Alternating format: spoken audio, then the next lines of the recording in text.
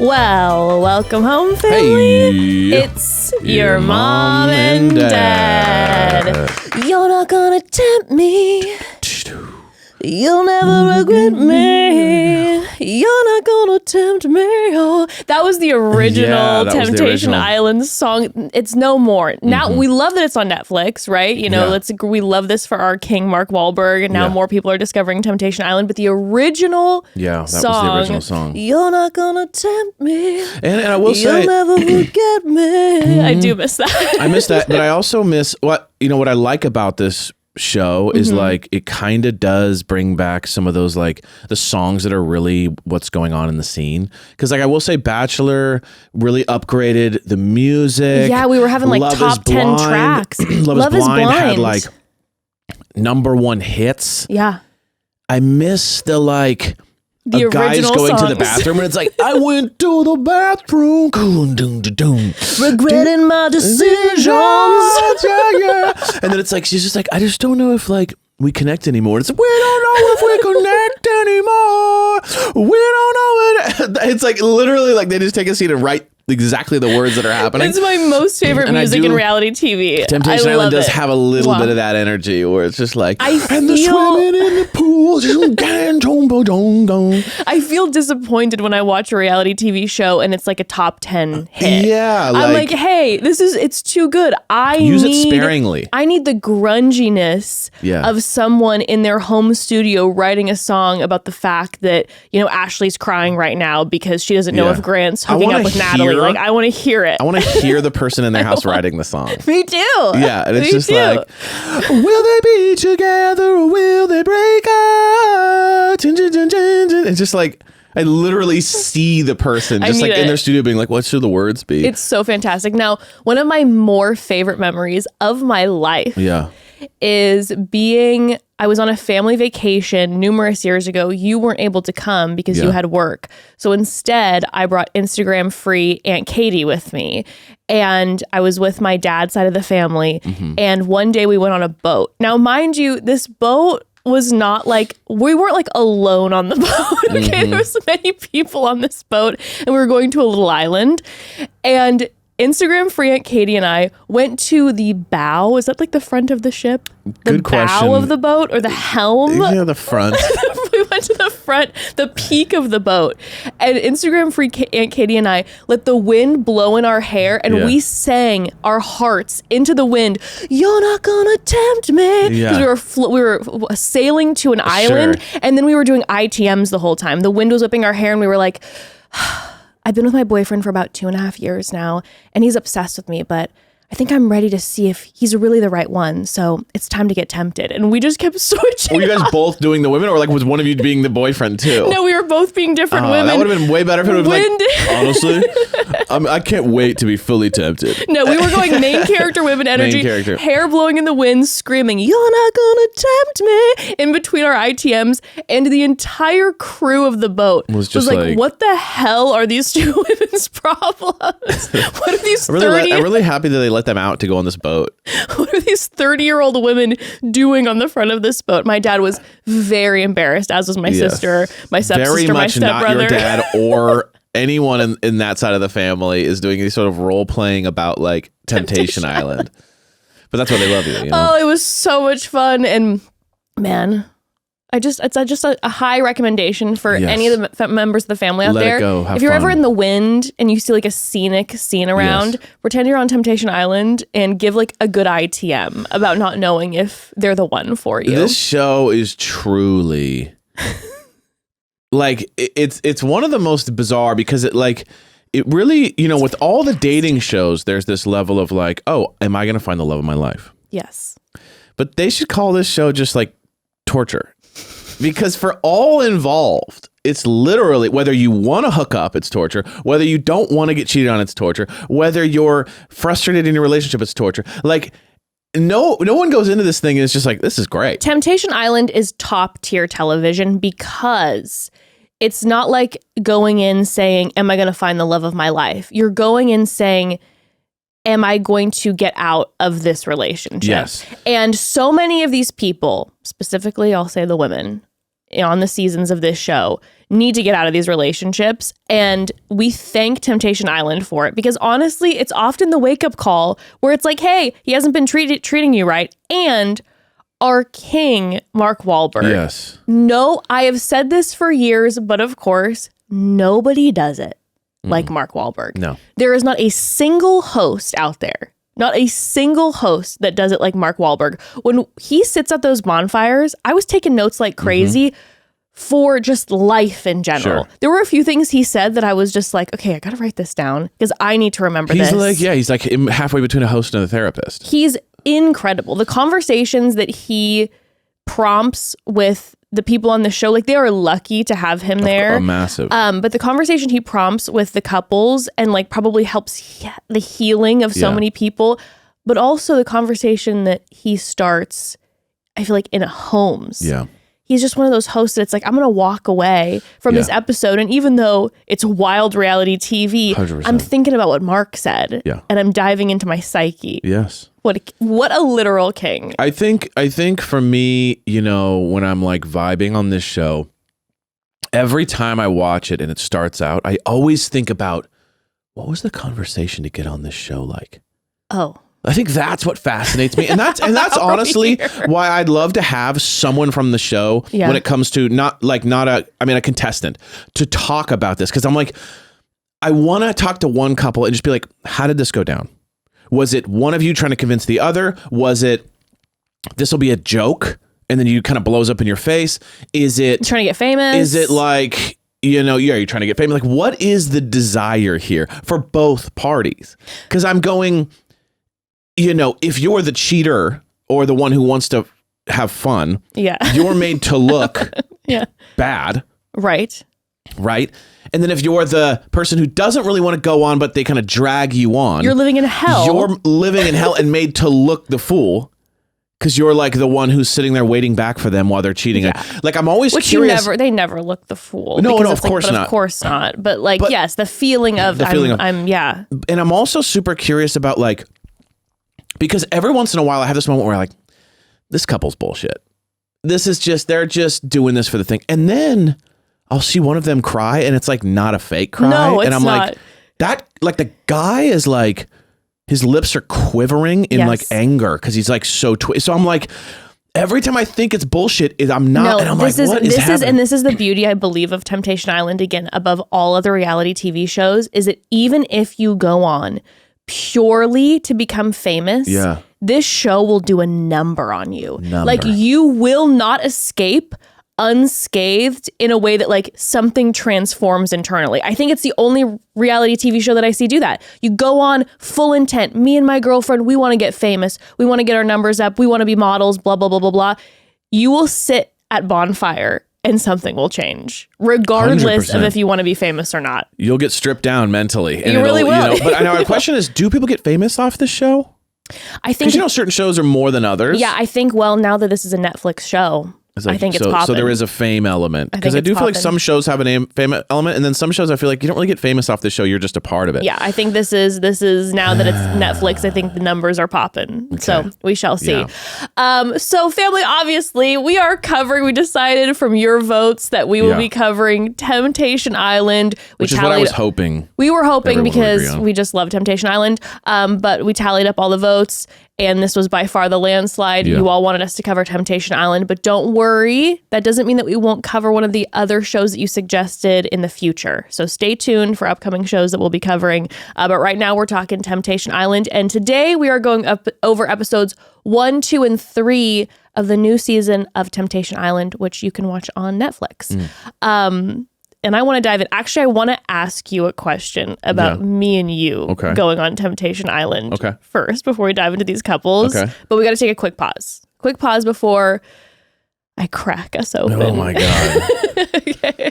Family, listen, call me a skeptic, but I don't know if I see success in the future for the couples that came onto this show. I may be wrong, but I just don't feel like most will be staying together. And if that's the case, hey, fine. Just checking to make sure all the animals are getting taken care of during the breakup. You know what I mean? Make sure that the couple's dog is happy. Make sure the cat is getting treated like royalty, because you got to treat your kitty like royalty, right? I'm sure you do everything to keep your cat healthy, the best treats, best food, best toys, and of course, using Pretty Litter, right? Because it's the best litter and a total game changer. Pretty Litter helps monitor your cat's health, detecting abnormalities in your cat's urine by testing acidity and alkalinity levels and showing the visible presence of blood. So Pretty Litter can provide you that awareness and peace of mind as a cat parent. Yeah, there are so many amazing things about Pretty Litter. It ships free right to your door. It's non-toxic, pet safe, and household friendly. Plus, it's low dust, controls odors, and lasts for up to a month, which is so convenient. My dad, the cat king, who only wants the best for his cats, constantly raves about Pretty Litter. It's the only litter he uses because, of course, there's the peace of mind it brings him, but also the odor control is incredible. His house never smells like stinky litter. Also, low dust, so no messy paw prints everywhere. And also just the convenience of shipping right to your door and lasting for up to a month. Get out of here. It's just the best, okay? Right now, save 20% on your first order and get a free cat toy at prettylitter.com/momdad. That's prettylitter.com/momdad to save 20% on your first order and get a free cat toy. prettylitter.com/momdad. Pretty Litter cannot detect every feline health issue or prevent or diagnose disease. A diagnosis can only come from a licensed veterinarian. Terms and conditions apply. See site for details. Okay, so my question for you. Okay. You mentioned Oh, sorry. You mentioned the conversation that leads into going on this show. I have a question for you. What if tomorrow I looked at you and I said, listen, I know it seems like we're doing well and it's been like 15 years. But I just feel like I'm not sure about the future. And I think Temptation Island is a really good call for us, is a really good opportunity for us. If I said this to you and I said, so I think we need to go on Temptation Island, and I gave the ultimatum of we either go on Temptation Island or I leave. Bye. Do you leave me? Bye. Or do you go on Temptation Island? There's no world where I go on that show. I know, unfortunately. I'm so sorry. There's no You're world. willing to end our marriage. Well, no, you did. That's the most gaslighting thing ever. I'm like, you're willing to end our marriage? And you're not letting me go on the show and hook up with 20 guys? Yeah, no, that's insane. There's no world. Because I'd be like, you've lost your mind. And unfortunately, if that is the ultimatum, you're not gonna tempt me. Dude, insanity. Like, I guess then I'll have to go on as one of the other women, one of the Temptresses. It would actually be really funny to have like all these 22-year-old, 24, 5-year-olds who are like, I've been dating for 1 year, and then just have like one couple on there that's like, hey, 45. We're 30 something, and we have been dating for 20 years, and we've been married for 13. Sure. We have a child, and I just want to, you know what I mean? Just like oh, so they just kind of randomly threw a couple on it, and I just kind of. I'm just still kind of seeing, like, should I commit? Yeah, I just don't know. I'm feeling unsure in the commitment zone. They're like, they've been together for 20 years. Like 20 years. That would really actually be really funny. That would be a great Temptation twist. Island, like, it's like the golden Temptation Island. Oh. Just a bunch of people in their 50s. Who are, like, on the verge of divorce. Yeah. Oh, that's a great Every idea. single 50-year-old man would fail. Every single one. I mean, I think all the men in general just fail. But when you're young, you're still kind of like, I have my whole life ahead of me. Should I spend my life with this person? Yeah. When you're 50, and if you're on the verge, that's one life to live energy. Every single guy fails in that one. The thing that's wild to me about the show is just the energy of it. I feel like, and maybe I'm talking on my ass here because of, everyone's different, but I feel like even a couple who goes on this show, who obviously these couples are monogamous, but even a couple who goes on this show who's in an open relationship, like an ethical non-monogamous or a poly relationship, this show still would feel torturous because of the bonfire, because you still have like your certain boundaries and things that you've committed to. You've committed verbally on watching your partner with other people, unless that is your specific that's your kink interest. Yeah. There is no world where that's not torture. Because I'm saying, it's like, even like, you know, if you're in an ethically non-monogamous relationship, you still have your certain like boundaries that you've set up with each other and communicated. And the way that the bonfire is set up makes you then question, wait, are they, maybe one of our boundaries was, I don't want you talking negatively about me. Okay, we're coming on to this and I don't want you talking negatively about our relationship. And then the bonfire shows your partner off there talking shit on you to one of the other people. And then you're like, it's broken me. There's also a element to this show that is flawed in a hilarious way. Which is what? Which is what all the guys do, which is they say, I'm here to be tempted to see if I can withstand it. Like, this is the last time you'll ever be tempted. Interesting. Like they go, well, it's like, this is the ultimate temptation, I suppose. Okay. So like, you go to a place where a bunch of women are either unemotionally trying to tempt you or emotionally tempting you, right? But I think it's so funny to think that like, I'm 25. I'm going to go get tempted. And this will be the last time I'll ever be tempted.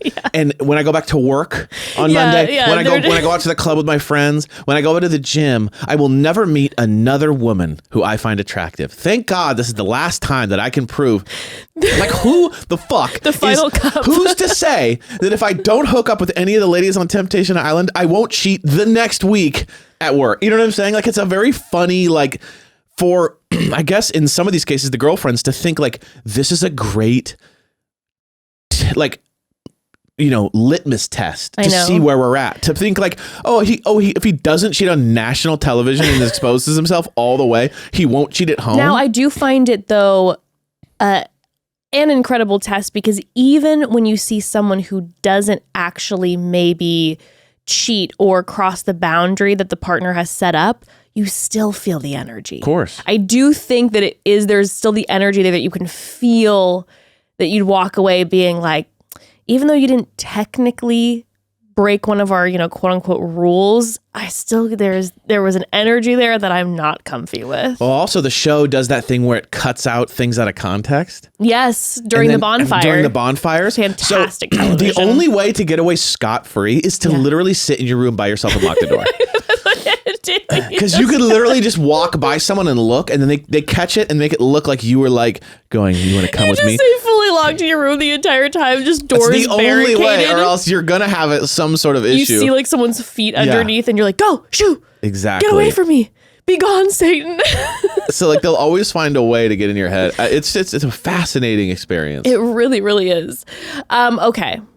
Let's get into this. All right. Let's start with meeting the foundational couples that we're going to be getting to know this season. First, we have Grant and Ashley. Okay. Now, these two have been dating for 1.5 years. We find out that he cheated 1.5 months into dating.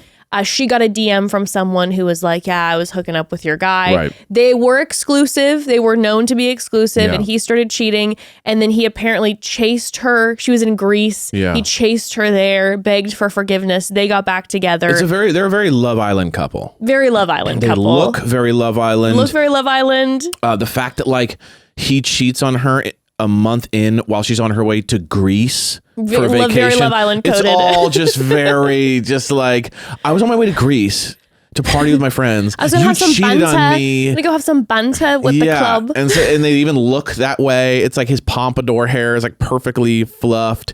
She's got it's just everything about them is very Love Island. Very Love Island. Well, the big issue is this. She has mistrust built up. She feels like she can't trust him. He says there's resentment there because of it, and they can't really kind of move past this. Other caveat, he has a daughter. We find out that he has a daughter. It's wild, because he just seems like he's 18 to me. Same.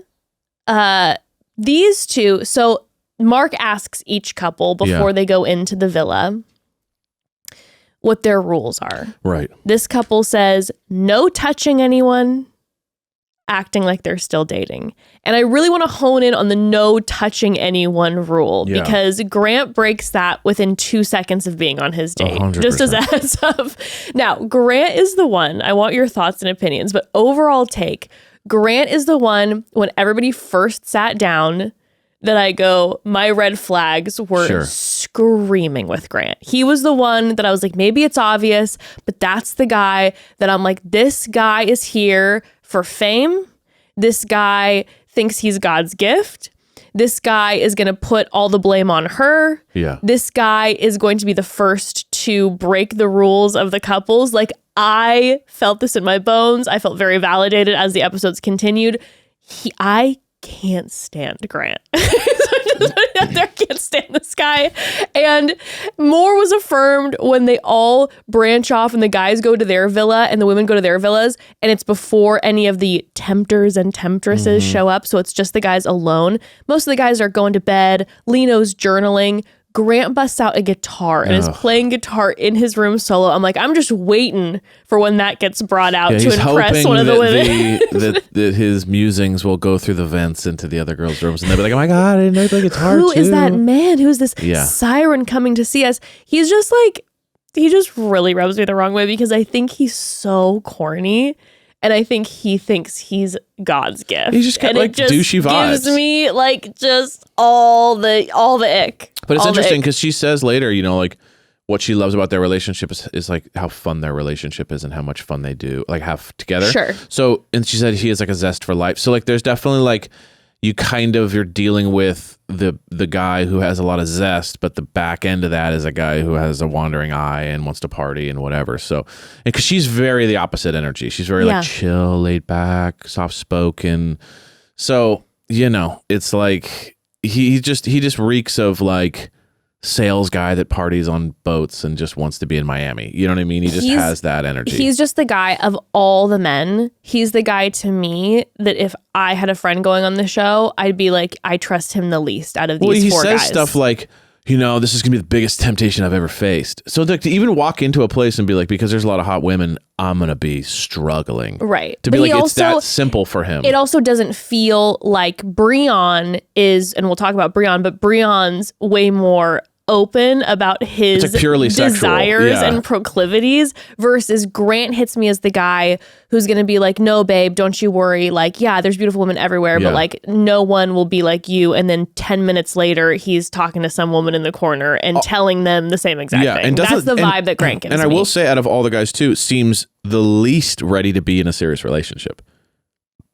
Like he doesn't seem to me like someone. Yeah. I'm not saying my viewpoints on like maturity. I mean, literally just like he doesn't seem like a guy who's like should be in a serious relationship. Like he doesn't seem like that's even what he wants. Almost. He reeks to me, and we saw this. We were starting to see this in the upcoming episodes, but he hits me like the guy, and I think he's probably being careful because he knows he's on camera too. But he reminds me of like the type of guy who talks a lot of shit on his partner. To other women. Yeah. Like he gives me that energy. And again, I think he's keeping it.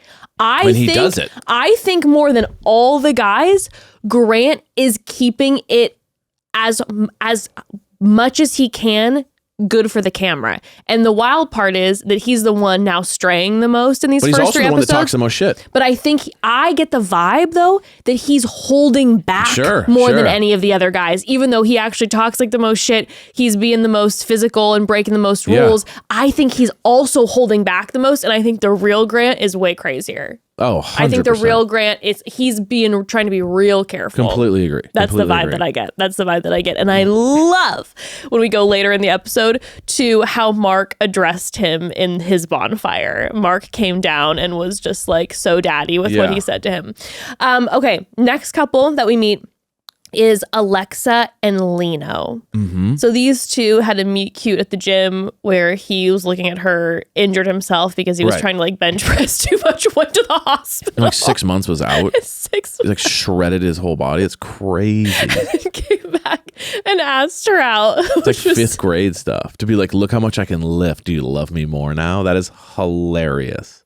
And then come back after recovering for like 6 months. Yeah. And then it was just like, will you go out on a date with me? They've been together for 3.5 years. And she's saying that the relationship feels like it's plateauing because she says that she is ready to marry him, to get engaged and marry him, but he's holding back. Mm-hmm. We find out that he's holding back partially because there was a moment at the beginning of the relationship where they said they were exclusive, but she, in his words, was also being exclusive with 2 other guys. It's called cheating, yeah. It's called cheating. She was cheating at the beginning of the relationship.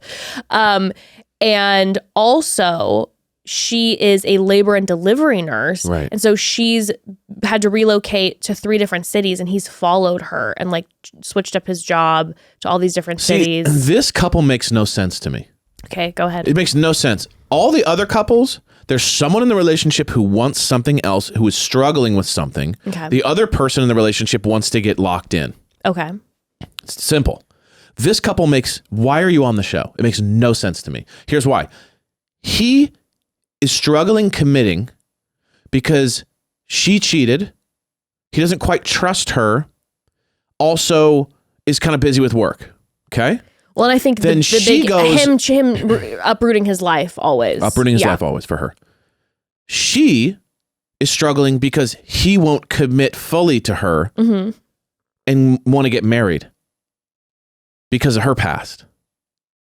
So there's no one who's outwardly saying, I need to sow my wild oats.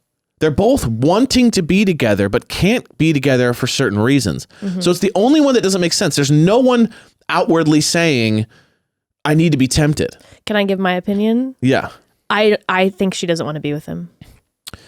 I think that is ultimately what's going on internally. I think everything she's saying is like, he's this great guy. I'm into him. You think she's trying to push him to cheat on her so she can balance it out? I don't think consciously she's doing that, but I think there's this subconscious feeling of like, I care about him. On paper, he's this great guy. He's gone from city to city with me. Even when I was cheating at the beginning, he stayed faithful to me. Yes. And now I want to get married. And she's saying I want to get married. And I think it's maybe because like she thinks timeline wise, that's what you should do. And maybe she's thinking there's subconsciously there's something missing. And maybe it's because we're not engaged or married yet. And he's going, hold up, I don't know.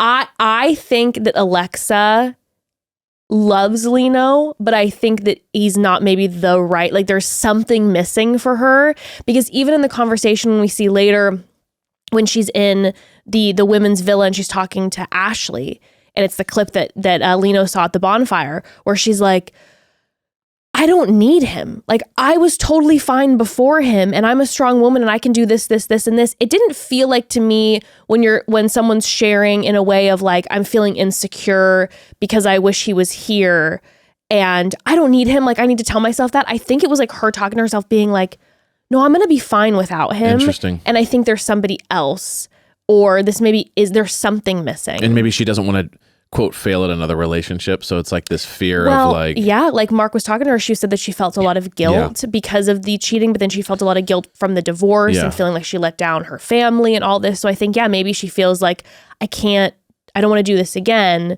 instead of being like, it's okay, like we tried this and maybe it's just not the right fit and we move on. But I think Lino really does want to be with her, but I think doesn't feel. And this brings me back to in my opinion, and this is not doctor advice, this is just my opinion. If you or someone in your relationship cheats within the first like couple months of your relationship, I think you should break it off immediately. I don't think it's worth fighting for. In my mind, it's like you started the whole thing on damage. Yeah, and now it's I would tend to agree. I think there's obviously, exceptions to the rule, but I do tend to agree. People listening right now that like went through this and then are married and have kids. Yeah, and it's obviously, great. But I'm saying if there was a rule, if you can't get through the first couple months without cheating, in my mind, it's like you see it constantly. It's hanging over your heads forever. It's one thing if you cheat 10 years into a relationship with 2 kids, you're like, we have a whole life together. We want to work through this. That's so different. But if you're cheating when you have no responsibilities together, nothing, and now it's like the thing that's hovering over your relationship, like clearly all these people are, it's like, don't waste any more of your time. It's going to be painful, it's going to suck, but like to then, if you're the cheater, to feel like you have to win back for the rest of their lives their approval, and then if you're the person who got cheated on, to be like, I can never truly trust them. What a nightmare to be in. Just call it off. It's definitely something that seems like if it's right out the gate, it's just to try to work through that. I'll say from personal familial experience, and I won't get into who, but there's a family member where there was a similar situation where like early on in like right at the beginning of the relationship there was cheating going on, and 20 years later still there, marriage ended, and there was still this stuff that had never been healed from the original cheating. Because it's got, you built your whole relationship, and so there's always this tension never trusting there. someone truly, and it's like, that's so brutal. Well, because you see it with all these people. Everyone's trying to go like, I don't know if they'll ever stop talking about it, or Grant says it to Ashley. Hopefully this will be the final. She can see that I won't cheat, and then she'll drop it. I find it interesting that you mentioned this. All 4 couples have had that happen. Yes. All 4 couples had at the beginning of their relationship, somebody cheated. And everyone's hoping they'll stop bugging me about this. Or that I'll be able to trust you. Yeah. It's one or the other. Yep. Okay. Let's move on to talking about Brion and Shante. Yeah. But we got to take another quick pause. So, family, I'll tell you what, the relationship dynamics may stress me out on this show, but seeing them in their beach gear by the water did get me excited for summer, okay? Summer is full of big moments like weddings, vacations, endless photos. But if you're dealing with hair thinning or shedding, showing up and being present in those moments might feel tough. Hi. Hello, this was me. You all know about my hair issues for many years. I had heard rave reviews from family and friends about their Nutrafol experiences, but about a year ago, I started using it myself, and family, the results, if you're watching the YouTube, you can see, look at this long hair. It's all unbelievable. Mine. It's all mine. I could not be happier. My hair has grown so much. It's gotten thicker. It's gotten shinier, healthier, and I have way less shedding.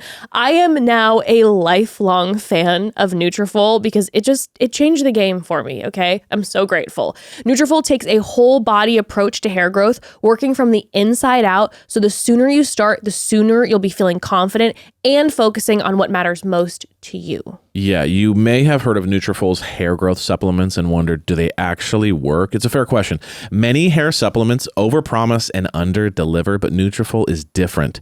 As the #1 dermatologist recommended hair growth supplement brand, it's trusted by over 1.5 million people and is clinically tested to deliver real results in just 3 to 6 months. And I have actively watched Jess's results, and it's truly incredible. Look at that bounce. Look at the sway.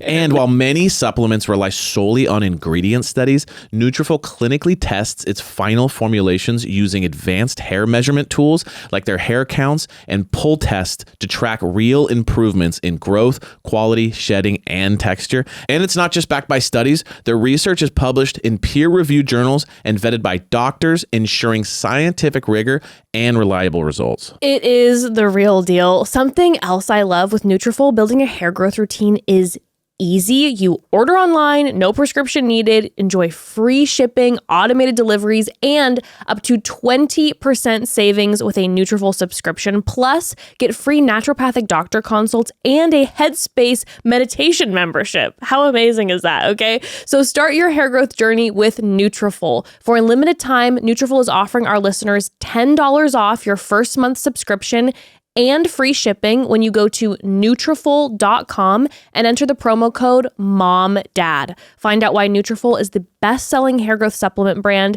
at Nutrafol.com, spelled Nutrafol.com, promo code MOMDAD. That's Nutrafol.com, promo code MOMDAD. Okay. Oh, by the way, before we get to Brion and Shante, Alexa and Lino, when Mark asked them, what are your boundaries and rules for your experience? They said no rules. Which was so interesting. I mean, I guess, yeah. I'm a little bit like, if you're going to do it, then do it.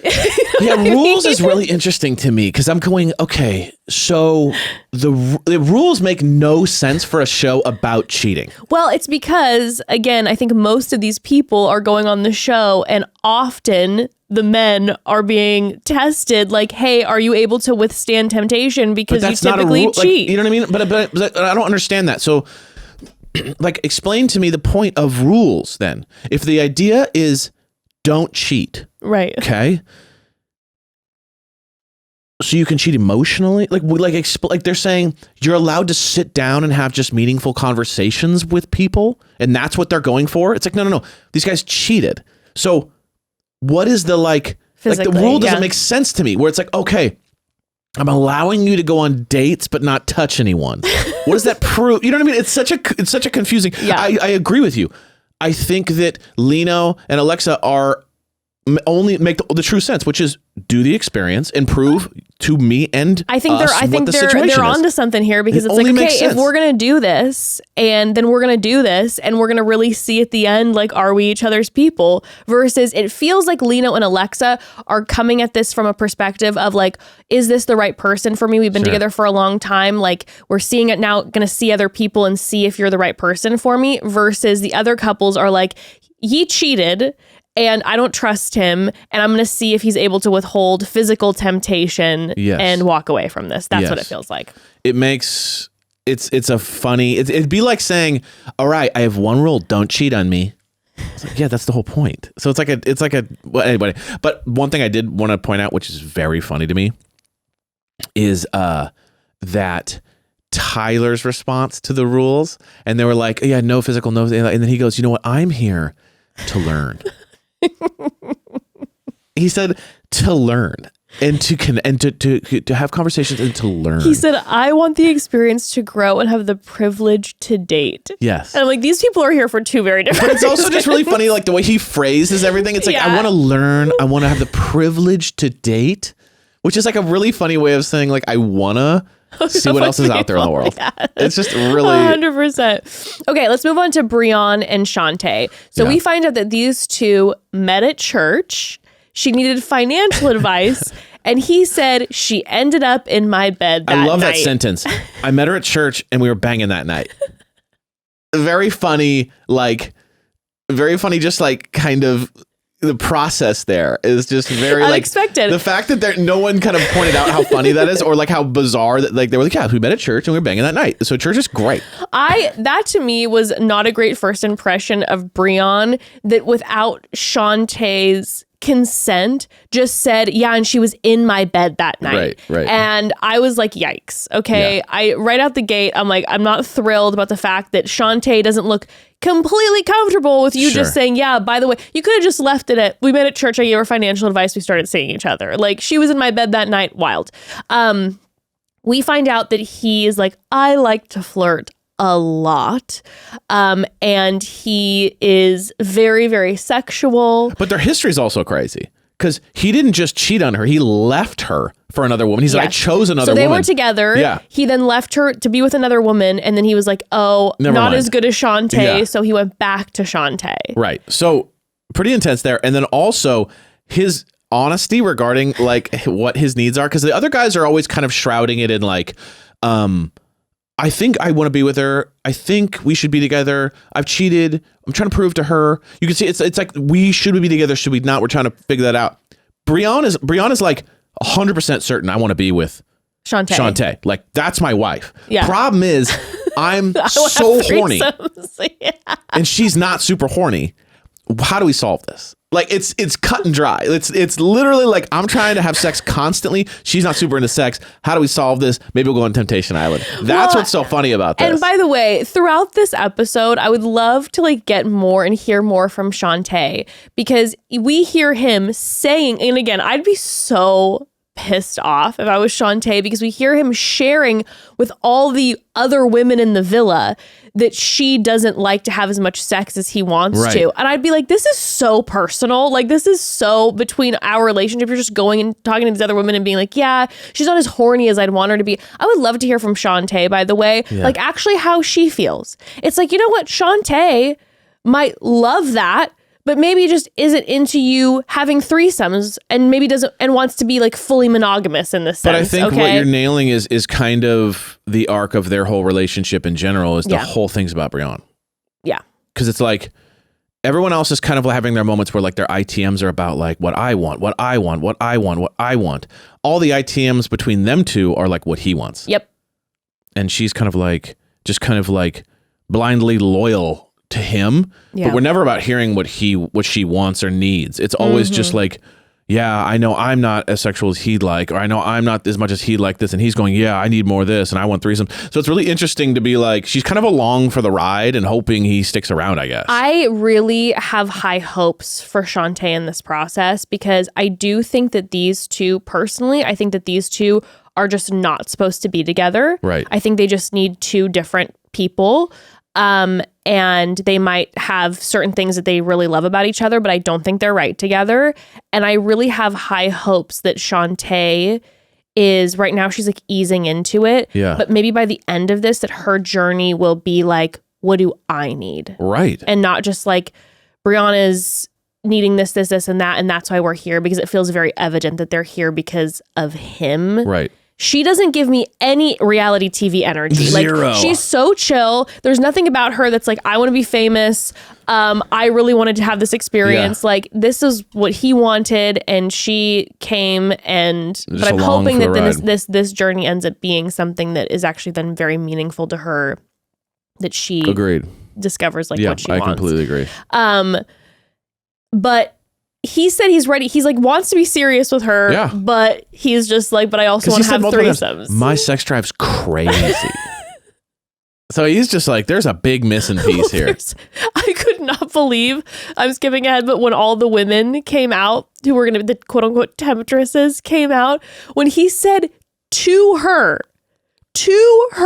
he says, I don't care how fat their asses are, it's not tempting me. I'm like, I can't imagine you being like, saying to me, I don't care how fat their asses are. It's like, I don't care how huge those titties are, but like I'm not looking. I'm like, just don't say it. Like, I think he's just gotten used to be able to do and say whatever he wants. And so he just is like so blunt, and he realizes that it's not going to get him in trouble. I could not even believe. Yeah. But they have an interesting story, and we'll talk about it. But I feel like it is interesting to see what he's got going on, because I also think that he needs to be with someone else too. Yeah. I really do. I think he loves Shante, but I'm like, he needs to be with another person. He needs to have someone match that sex drive that he had, because clearly it's such a big deal to him. With someone who is like, maybe, like non-monog or something like that. Yeah, something to where he can, 100%. But their rule is no physical.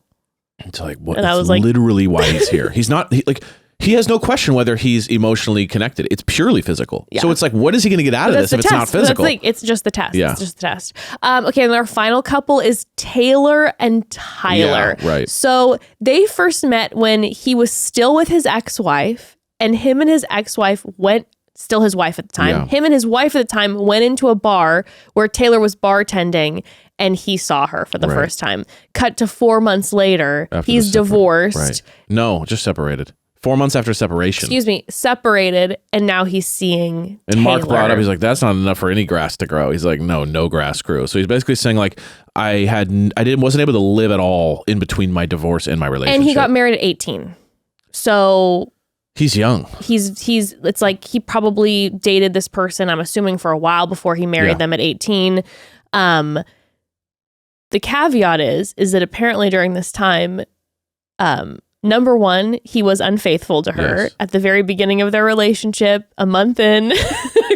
for all these people, they were exclusive, and he got emotionally. This was an interesting thing about Tayler, by the way, and I'm going to be harping on it about him, I'm sure, throughout all these episodes, is that when he explained what happened, he was like, a month into our exclusive relationship together, I was more emotionally needy because of what I was going through. And I ended up meeting someone at the gym, and they like hooked up or whatever. Yeah. But I found it very telling that when he was telling the story, he didn't say a month into our relationship, I met someone at the gym and we hooked up. He said, I was more emotionally needy because of what I was going through. Sure. It was like, here's my excuse about why I broke this commitment that Tayler and I had. 100%. It wasn't like, oh, I feel bad about it. It was a mistake. It was like, well, I was struggling because of what I was going through. And that's the reason why. So I think we're going to get a lot of excuses from Tayler throughout this process. And I would say this, to me, is the cleanest. Like, guy shouldn't have dated her right away. Right. I think he was looking for kind of a mommy. Yes. She probably seems 30 years older than him. She seems so much more mature than him. Yes. Yes. She's talking about stability, careers, marriage. Yes. This guy's like, this guy quit his job to like start modeling. You know what I mean? Like completely different life stages, right? And so I think it's one of those things where it's like, I'm divorced. I'm an attractive guy, charming guy. I'm a model now. And I'm in this relation, and so he's stuck in between two worlds, which is like someone who's like a rock solid, almost mom-like figure who's like his girlfriend, and I want to like live. I never got to live, and she's literally looking for like rock solid guy. Yeah, and so their relationship to me seems the most bizarre. That they're even together, it seems bizarre to me. Like, I don't even get it at all. Every other relationship in there, I get. This is the one where I'm like, how did you even meet and think and like each other? Can you imagine meeting somebody and then you guys start dating? You're like, okay, he's still technically married, but he's getting in the middle of a divorce. In this interim, I'm dating you. I get my master's. I buy my home. I'm really pursuing my ambition. Right. When I meet you, you have like a really solid job. Right. And then you quit your job to start modeling. Right. That's wild. To be in a situation where like you meet someone in a certain way, they're stable, and then all of a sudden they're like, I'm actually quitting everything to become a model, would be a mind fuck. It'd be a mind fuck, but at the same time, if you're 25 and recently divorced, I also am a little bit like, should have seen it coming. I'm not saying that he do whatever he wants. You pursue your dreams. You be that model. But I'm just saying as the partner, you're like, I thought I was dating guy who's down to get married at 18. Because guy who's down to get married at 18 is guy who's a commitment guy, right? Sure. He commits. He's not afraid of commitment. He's a stable person. That's what you're assuming. So then you have all these things in your life that are becoming more stable, where you're like pursuing your education and now you own your own home and all these things. Yes. And then also all of a sudden guy who's down to get married at 18 is like, I'm quitting all my work and I'm becoming a model. You're like, oh no, he's having an early midlife crisis. 100%. Because he didn't have these opportunities when he was younger. But I'm just a little bit like, and listen, I'm more like, I guess the reason why I'm coming for Tayler a little bit more is because I'm like, you're more mature. Yeah. You got your shit together. He cheated on you in a month. Oh, for sure. You should have known this. You know what I mean? Like to not realize what kind of person you were getting with and not see the signs and then to stick it out and be like shocked when he became a model, I guess is a little bit like what? Now, the one thing I thought was interesting is that she contradicted herself. Because in the beginning she goes, I was a bartender. I don't get surprised by these things. I see people coming from a mile away. I know how they act. Then proceeds to say, every relationship I've ever been in has been like this, a nightmare, cheated on, So it's a little bit like she has a blind spot. Yeah. And she's this super mature, got her shit together, dialed in across the board. Yeah. Everything's amazing. But her blind spot is guys. Clearly. Well, she mentioned it when she was chatting, I think it was with Cody, when they were on a date in a future episode, where she was like, yeah, you know, I can tell he's a smooth talker. He's really dominant. And that's what I typically go for. And so that's a red flag. And I'm like, okay, she's catching it. Yes. So maybe this process for her is going to show her where her blind spots are when it comes to men. Right. Because she was really struggling talking about the fact that every relationship she's been in and also around her has always ended. Which sounds like friends. In heartbreak. Like family probably comes from a broken home. Like just a lot of where it's like, I can't trust anybody because it's always going to end up like this. So she's carrying this weight. Right. And now she's dating newly fledged model who cheated on her a month in. And I'm like, another couple that I'm like, you guys need to break up immediately.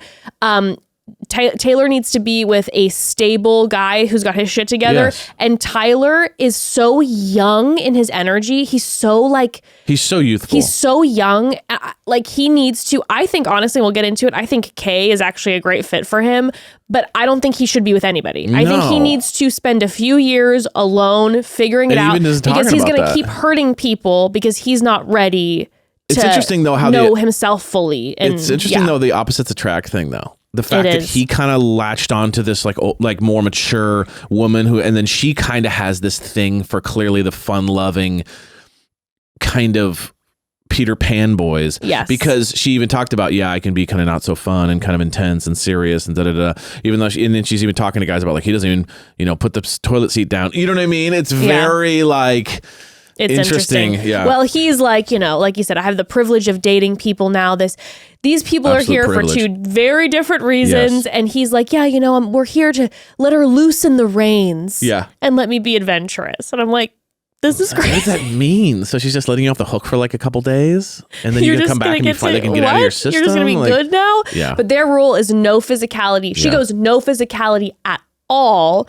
And he says, explore emotionally, which this guy is going to toe the fucking line as much as he can. We saw him toeing the line. He wants to learn. He's here. He's like he's doing school with Kay. And I'm going to tell you this right now. This guy is going to use some manipulative language because I could feel it already the way it was like, well, I was an emotionally needy time. Yeah. He's going to use a manipulative language. So we'll see where they end up. I could see him sowing his wild oats, getting his rocks off, and ultimately still pulling Tayler back in the end. I feel this. Yeah.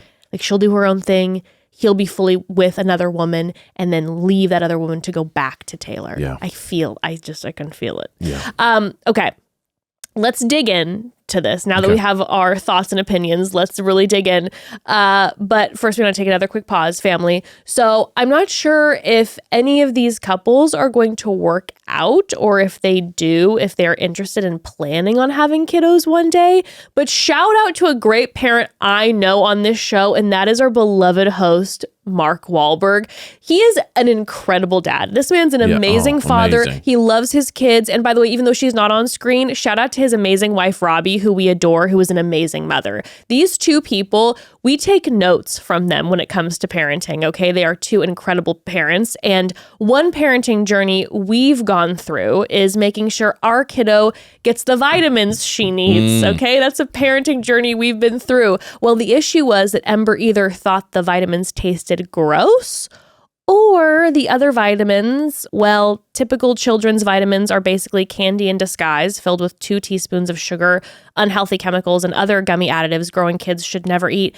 That's why Haya created a super-powered, chewable vitamin. And let me tell you, since Ember started taking Haya vitamins, she's asking for her vitamins every morning because they taste that good. Well, Haya is made with 0 sugar and 0 gummy additives. So this is a win, parents. It is a huge win. Ember asking for her gummies every morning. It's just like, yes. Oh yeah, when they show up like at the door and I put them on the table, she's like, can I have one? She like rips open the package, like extra vitamins. Haya is formulated with the help of pediatricians and nutritional experts. It's pressed with a blend of 12 organic fruits and veggies, then supercharged with 15 essential vitamins and minerals to help support immune system, energy, brain function, mood, concentration, teeth, bones, and much more. And every single batch is third-party tested for heavy metals and microbials in a qualified GMP compliant lab using scientifically validated testing methods, so you know the product is safe and nutritious. Oh, and are you tired of battling with your kids to eat their greens? Haya now has kids' daily greens plus superfoods, a chocolate-flavored greens powder designed specifically for kids, packed with 55 plus whole food ingredients to support brain power, development, and digestion. Just scoop, shake, and sip with milk or any non-dairy beverage for a delicious and nutritious boost your kids will actually enjoy. It's amazing. Haya is designed for kids 2 and up and sent straight to your door, so parents have one less thing to worry about. And you get this cool bottle with your first order, and then they send you eco-friendly refills every month. And Ember's bottle initially came with stickers she used to personalize her bottle, which she loved. She loved decorating her own bottle, personalizing it herself. Haya just thinks of everything. We've worked out a special deal with Haya for their best-selling children's vitamin. Receive 50% off your first order. To claim this deal, you must go to hayahealth.com/mom-and-dad. This deal is not available on their regular website. Go to hayahealth.com/mom-and-dad. That's hayahealth.com/mom-and-dad and get your kids the full body nourishment they need to grow into healthy adults. Okay, so back to it. Mark Wahlberg brings out the ladies. So basically, if you don't know the setup of if you don't know the setup of Temptation Island, the men from the couple group and the women from the couple group will be separated. They will be living in their own villas, and they're going to be with 12 singles who are there to tempt them. Okay, and they're going to be going on dates with these singles, dates of their choosing. And then at the bonfires, they're going to see little clips of their partner, because once they're done seeing them, they're done seeing them for a hot minute. Okay, and get little ideas of what's going on in their dates, villa. But also living in the house with everyone. In the house with everybody. Who you initially maybe pick for a date is not who you end up vibing with. So. Exactly. So they bring out the ladies, all in red. It was wild. Everyone drops their robes. Very tiny bikini. I mean, it's built for, temptation. It's built for temptation. They all drop their robes simultaneously. Ashley said something that I did love, where she was like, "You're all beautiful. If you guys can take them, you can have them." And I'm like, I think that's a little bit like that's the mindset. Like, honestly, switch the dynamic. But also too, like, if they're gonna fall for you, then just be with them. You know what I mean? Like, 100%. We're not enemies here. Let's not be enemies. Right. Okay. Right. And interesting, Tayler, when the women were up, Tayler leans into Tyler and she's like, "Who's your fave?" And he goes, "Picnic Table Girl's pretty insane." Insane. Picnic Table Girl, by the way, is Kay. She looks similar to Tayler. He's got a type. And so that's an interesting moment that you're like, okay, he from the get was like, but I loved insane. Picnic Table Girl is insane. It's wild to say insane. It's another to be like, oh, I think she's pretty. It's like play it down a little bit, but just to be like insane is like insane. The men then come out and they're all of them are rubbing their hands together, which I hate that. Guys do not know what to do with their hands when they're in that position. They all either just touch their hair or just rub their hands. Like, stop. And they kind of do like a clap too. They're like, "So what's up? My name's Evan. You better keep that girl close because she's mine." It's really funny how like we don't know what to do with our hands. It's either like this or like. What are the women doing with their hands? I never even think about. We speak with our hands. Yeah, you're kind of, but then we you're kind of posing, down at our sides, or I don't know. You guys just immediately. It's a lot. Oh God, it makes me so uncomfortable. It makes me so uncomfortable. Really, well, as this is happening, by the way, each of the singles, the Tempters and Temptresses, as they call them, get to walk up to one of the people and give a bracelet who they're most interested in. Okay. And once we have the guys come out, I felt like the women distribution of the bracelets was pretty even. Yeah. But when the guys come out, 6 of the 12 guys give Ashley their bracelet. Yeah. And so everyone's like, shit, half of the cast just gave Ashley the bracelet. And they're like, Grant, you feeling a little nervous? And he's like, no, I'm good. We're confident. Like, yeah, I'm a lucky guy. Right. He just rubs me the wrong way so much. Well, then Mark's like, hey, you guys, it's time to separate. Go to your separate villas. The singles won't be with you tonight. You're just going to be solo, men in their villa, women in their villa. And when they have their final goodbyes, everyone's kind of saying goodbye to each other, whatever. The one that stood out to me was Tayler and Tyler. Yeah. Because she was upset that in an interaction with one of the Temptresses, he already was like, "Thank you, dear." Yeah, and he called her dear, and that bothered her. And I bet he probably calls Tayler dear. So that's a trigger, because even later on in one of the episodes, we find out that the way that he said to Kay, "Oh, you're trouble," Tayler was like, he said that to me when we first met. And so he's got lines. Yeah. And so she hears him calling someone dear. She's probably like, oh, that's what he used to say to me. That's what he calls me. So I'm right away like not feeling this. And he's like, we both signed up for this, and now I'm in trouble for bringing you here. And then he's like, but I love you and I appreciate you, and you're the one for me, baby, and I care for you. He does that thing where he goes, it's like he scrunches his brow, and it's like a real concern. Yeah. And he goes, I would never want to make you feel that. He's like, I just asked you to come here. He goes, I asked you to come here so I can cheat openly. And I'm already like, that girl's insane. Can't wait to get with that girl. I never want to make you feel that way. He's very good at like making you feel that he cares. When he's clearly like kind of seems like a master at like really. Now, he confuses me. I want to talk more about him, but like he does that where he's like, I'm almost on the way to the boys trip and you're making me feel bad and this is a nightmare. So I'm going to do whatever I can to get out of this without you being too mad at me. That's what he was doing. Well, and then when he said, like, again, he's like, we both signed up for this and now I'm in trouble, like making her feel bad. Sure. And she talked about feeling guilty about that later. So he's using this psychological warfare on her. Okay. Trying to confuse her. And I love what Mark ended up saying to him at the bonfire too, because it's like, hey, with all of you guys, why you're complaining about the fact that they don't trust you and they're acting a certain way. Yeah. But what made them feel that way? In the first place. It doesn't come out of nowhere. Okay. So maybe stop pointing the finger, point it back in your direction and go, what maybe about me is making my partner feel like they can't feel comfortable with me being out and about. Yes. Or that they don't feel like I'm going to want to stay with them. What maybe about my actions is demonstrating this.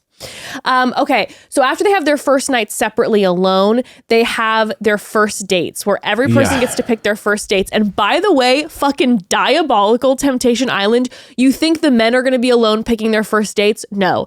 The men and women, the couples have to sit together and pick their first dates in front of each other. And that would be, I mean, that's horrible. Torture. Okay. It's one thing if you and I were to go on the show and I'd be like, I know he's out there right now picking somebody. I'm trying to really focus on myself and not go there. And we're here for this experience. Bachelor vibes, right. I know they're out there. Yeah. I know they're out there, but like to have to watch your partner pick someone in front of you and then to have it in your mind is just. What was interesting about again, this, it's like from these monogamous couples, it's like this has to just be. What was interesting too about this was that some of the women really tried to change the dynamic here, and it backfired in that the men didn't respond with jealousy; they responded with like push away. Yes. So like Tayler stood up and like shook with glee when it was her turn to pick a guy. Yes. And Tayler got pissed about that. Mm-hmm. Like he was like, ew, I hate that. And then when who was it? Ashley stood up and said, ooh, can I have more than one? That tweaked him out bad. So it was interesting how a couple of them tried to kind of like almost bring back the power.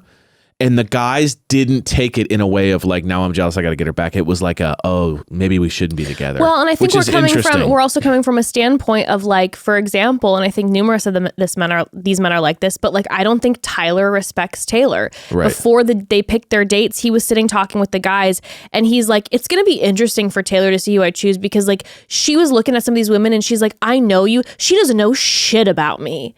And you're like, that's just a crazy thing to say to a group of men that you just met about the person that you're supposedly in love with, is you're like gleeful, like she doesn't know shit about you. Well, and he's clearly rebelling against that kind of like, mom, I'm my own man, you're not my mom, even though you treat me that way energy. Yep. You know? So everybody picks their person. One person I really wanted to note is when Ashley picks Logan. This guy, he's 6'5". Mm-hmm. This guy thinks he's hot stuff. He's a walking red flag, this Logan guy. But he is the better looking version of her boyfriend. So but like, he's that gorge. Is yes. Brutal. Yes, he's gorge. And he had said the day before and repeats himself. He's like, your guy made a mistake bringing you here. So then Grant is not happy. And then after he picks his person, Olivia, he sits down and he says, I picked Olivia because of the energy that she brought and her vibes. And I'm surprised Ashley chose arrogance. Later in these episodes, he makes a comment about how like Ashley was, because then Ashley in response says, well, you're arrogant. Yeah. Like, and I'm into you. I have a type kind of thing. Yeah. And he's like, the fact that she was coming for me. And I'm like, fuck you, Grant. You started this. You started the whole thing. You shots fired at Ashley out of nowhere where you're like, well, I picked Olivia because she has an energy. Cut to him on the fucking boat with Olivia where she's like, why'd you pick me? And he goes, I don't know. You're hot. And I think and I think what it comes down to is that he knew that he couldn't beat the guy on looks. Yep. And I think that rattled him. Yep. He's like taller and better looking. Mm-hmm. So he had to come up with some sort of character flaw, some sort of fake character flaw where it's like, oh, he's arrogant. So like, because he made it wasn't that he was arrogant. It was the fact that she would choose arrogance, which is like such a like weird, like watered down diss. But it was like, you're choosing arrogance, which I find unattractive. Yes. Therefore, I now have the right to push you away. Yes. So it's like, ridiculous. Whoa, like you're really reaching there, buddy. Yeah, and that's the thing. He's reaching. Why?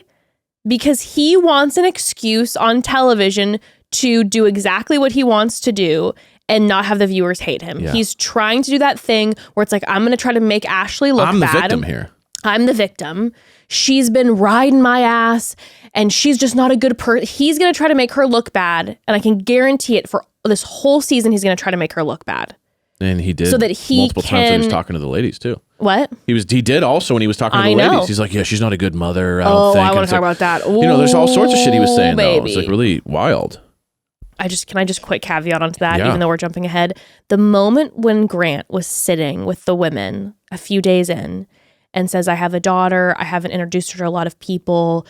It's a lot for Ashley, even like first meeting her. And I get it and everything, but like, I'll say she doesn't really have that maternal, caring, nurturing thing. And it might be an issue and you don't really know that about somebody, but some people just don't have it. And I'm like, that's gnarly. That is the meanest. That's such a low blow. It's one thing to be like, hey, my girlfriend doesn't have enough sex with me, like Brion, or like, hey, my girlfriend, doesn't really, I can't really trust her because we had a thing early on, like Leon. But it's like, to be like, I don't think she has motherly qualities is so uncalled for and so out of left field and has nothing to do with like what they were even talking about. Maybe Ashley doesn't, there's plenty of people who are like, yeah, I don't want to have children. And that's totally fine. The issue though being like sitting with a group of women, you have a child and saying that she doesn't have caring qualities is uncalled for too. No one asked, how do you think she's going to be with your child? Nobody asked. He's trying to make her look bad. Because 100%. He wants to go have his fun and be the hero of this. That's what I'm telling you. He's the guy. He's the guy I had my eyeballs on the second this thing started. And I'm like, I got a big problem with this dude. It was wild. It was so uncalled for. And so they end up, going on their dates. They do a group date. Yeah. The men go with their temptresses and the women go with their tempters. Which is wild. Tyler had never been on a boat. To be like in your mid-20s and be like, I've never been on a boat is crazy. And this was like his first date, kind of. Yeah. Wild. He needs to have more life experiences. He needs to live a life. Yeah. But in general, everything was very tame. Everyone was super mellow, super chill. Everyone was nervous. Only person was Grant and Olivia get on that boat, and within seconds of getting on that boat, chatting. He has his arm wrapped around her, hand on her thigh. He is holding on to her as if that is his girlfriend. Yes. And if you don't remember, they said no physical touch. Yes. And within seconds of being on a date, he's cuddled up on her, hand on the thigh, playing with the hair. I chose you because you're hot. And it was like, all right, dude, like we see where this is going. Everybody else was, everyone's like kind of cozy and like close to each other and flirting, but he didn't even like ask her name before his arms wrapped around her and she is like snug as a bug 100%, up on him. 100%. He took very little convincing. Everyone else was tight. Everyone was tight. Everyone was tight. Well, and I'm sure to his glee after the dates, because the dates are mild, mellow in general, the men go back to their villa, the women go back to their villa, and they are now entering a villa full of the singles. Now, one side caveat, I will say, I actually think the person who had the most sketchy date was, or was it a date? Maybe it was in the villa. Scratch that. I think it was just in the villa. Okay. So when they go back to the villas, they are now officially met by the other singles who will be living in the houses with them. But of course, let me make something very clear.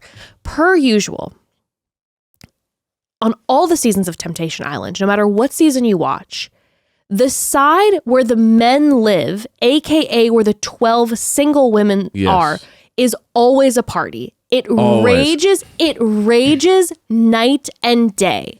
And then on the women's side, the women bring the party. Then on the women's side where the men are, it's mellow. They're just talking about their feelings. It's low energy. And let me make this clear. It's because as women, we bring the fucking party and don't let anyone tell you otherwise. It's like, oh, the dudes, they like to go out and party. No, we as women know how to bring the party. And it's because too, we are planners. And we bring the vibes. Yes. You know, not to stereotype, but like in general. It's funny that you're right. It's a plan. There's always a plan on the show. Because, not to stereotype, but like a lot of us women, we're multitasking a million things in our brains because we've had to. Yes. And we realize you've got a plan to bring the vibes and we're all about energy. So it's like, okay, we're going to create something that's going to bring the best energy. Yeah. So when the guys walk in, the women have already planned a lingerie party. Yeah. So they're in their lingerie, they've got champagne bottles out, shots have been poured, they're already deciding that they're going to have whipped cream and chocolate syrup play, and we're going to do body shots and all this. They have planned and created an atmosphere. And the men who will not plan and refuse to plan are just sitting around in the women's villa having a beer cracked open. They're just casually talking with each other. And when the women come in, they're all like, hey, what's up, ladies? How'd it go?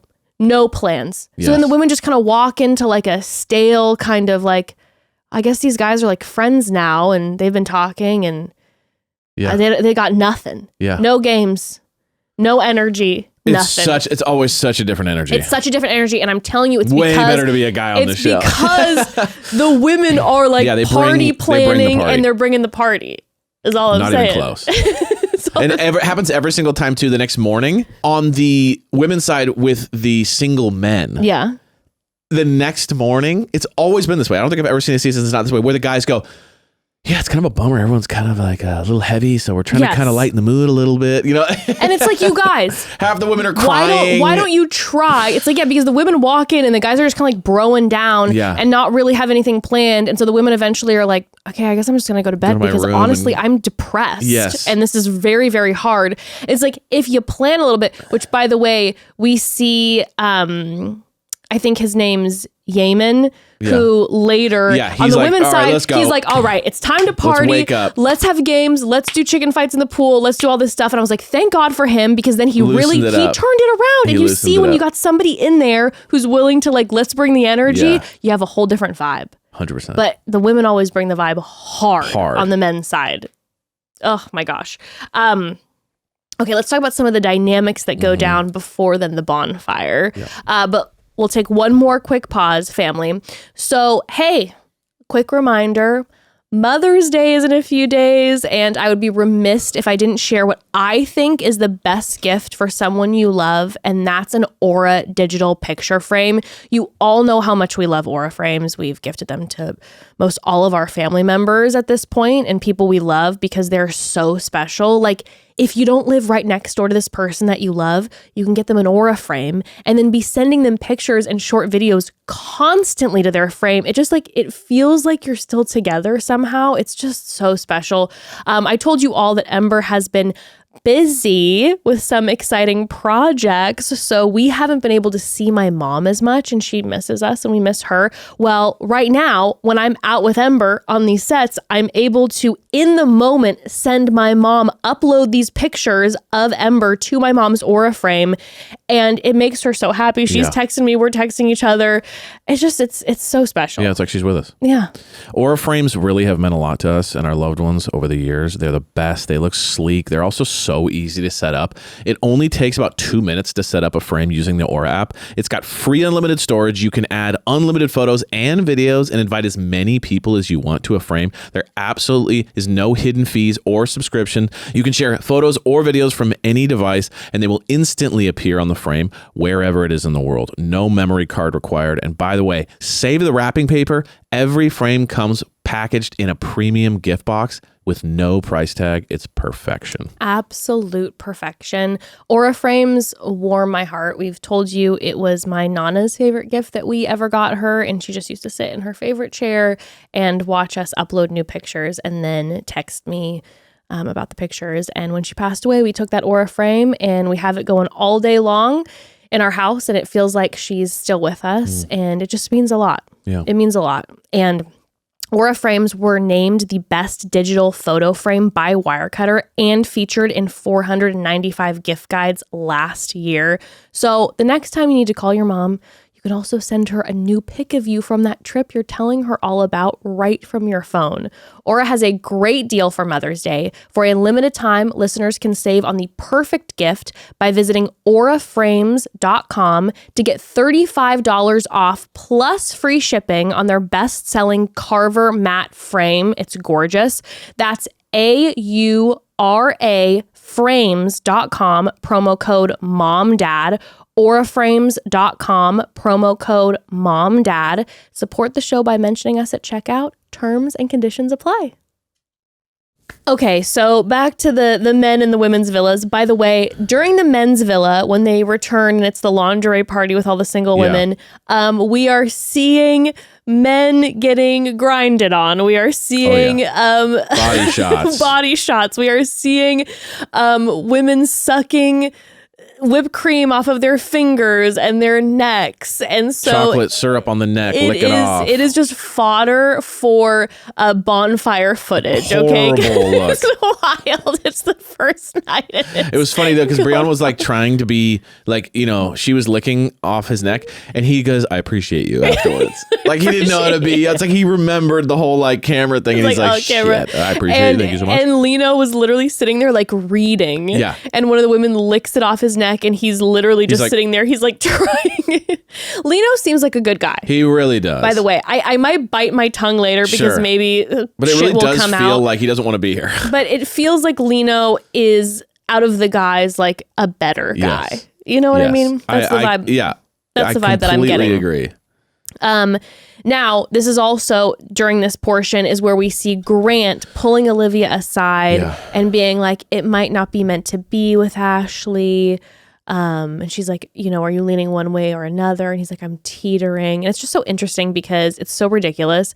Cut to Grant and Ashley talking in front of Mark. Yeah. And they were like, we want to work this out. But she doesn't trust me. And less than 24 hours later, he's like, Grant I don't know if is this whole like pulling thing's aside a beautiful woman and being like, I just don't know if she's the one for me. And that's really the difference between Grant and all the other guys is the difference is like, he loves to vent about her to the other women. Mm-hmm. Like he holds court sometimes. He really does. And he's talking to like 2 or 3 of them being like, here's all the reasons she kind of sucks. Mm-hmm. Versus all the other guys are like a little bit more like interested in seemingly either talking about stuff they already know, like the women already know, or like talking about their connection. Like Tayler seems to be more like talking about their connection with the whatever.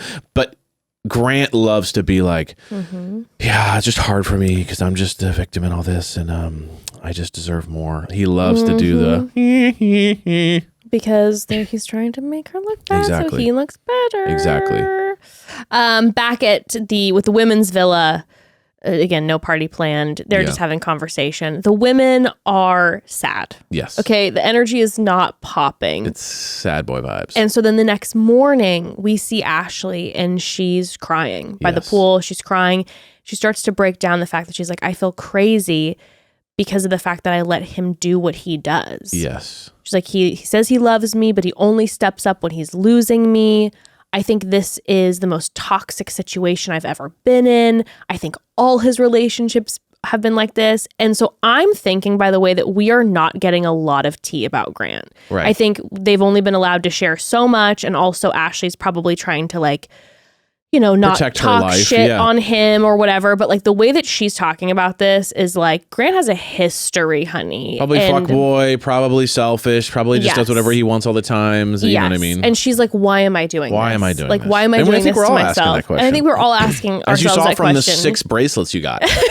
Options are not an issue for you. Options are problem. You seem like a lovely, so far you seem like a lovely woman. Right. You also really seem like you take relationships seriously because you are getting eaten up over Grant. You're not like out there, you're crying, you're feeling this. Like she's hurting, okay?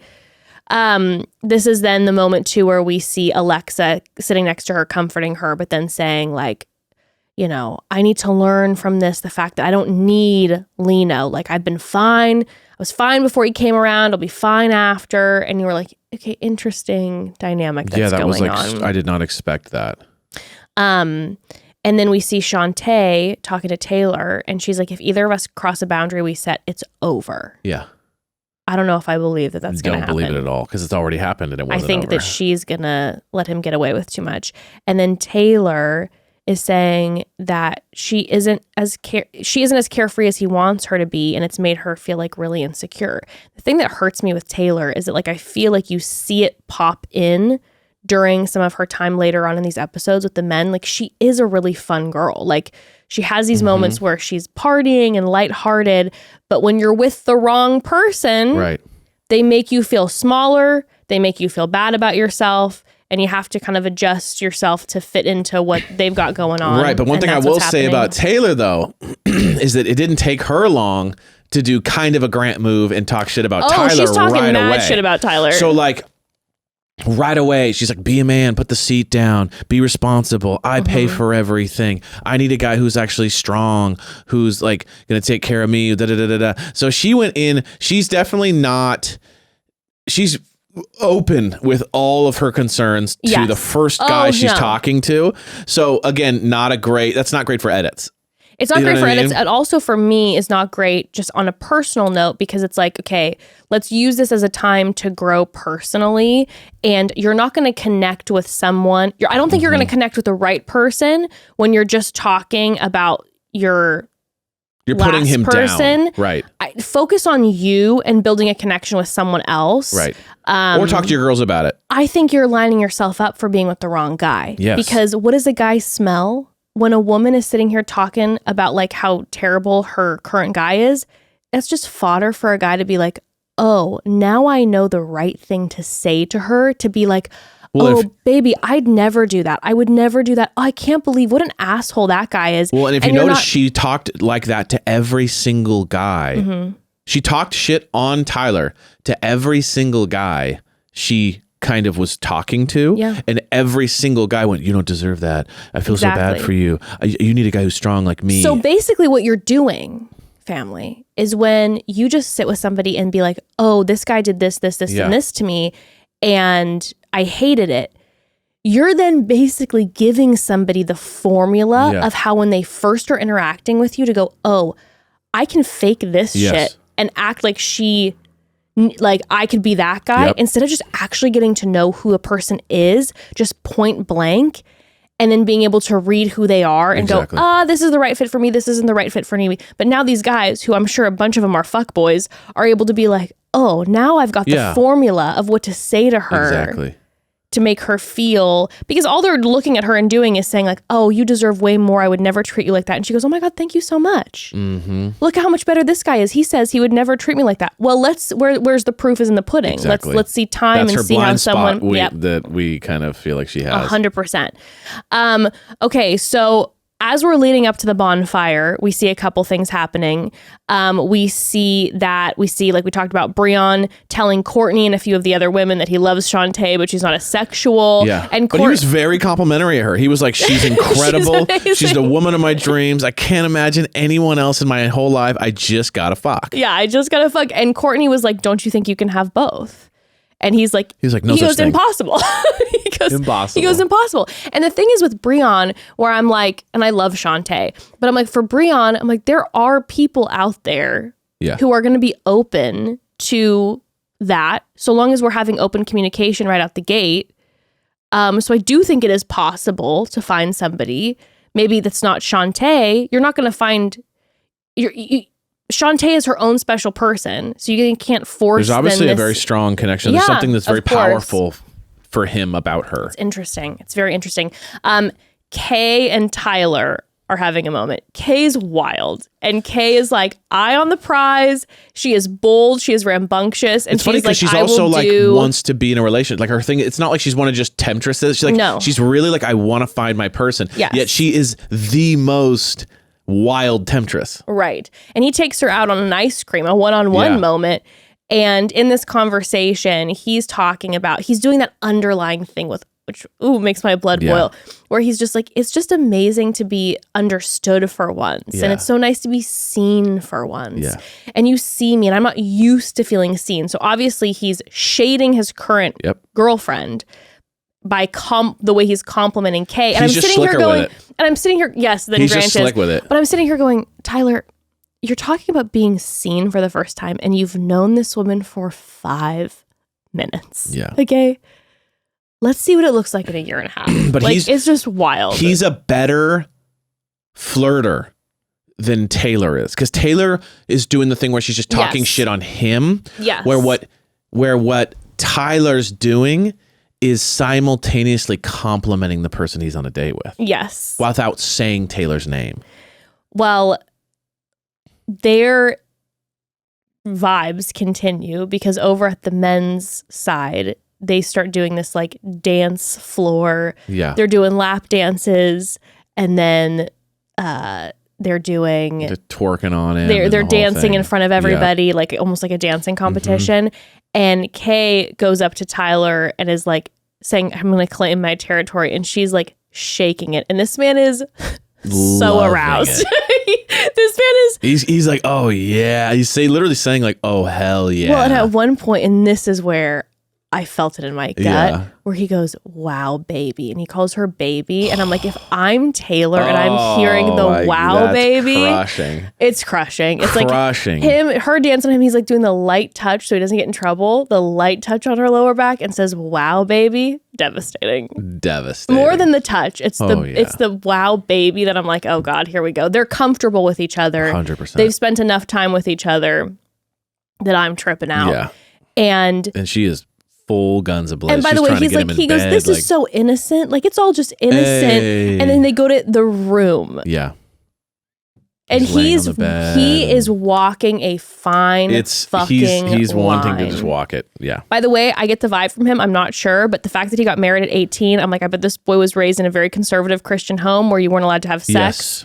Maybe purity a late culture. Bloomer. Now all of a sudden he's like model guy. I think it's purity culture where you're not supposed to have sex until you get married. And what I know about purity culture, as someone who unfortunately was repressed by purity culture myself, is what we know is how to walk that fine line without it getting us in trouble, because we were shame was thrown on us. So we learned how to do the technical, like, well, technically I didn't do anything wrong.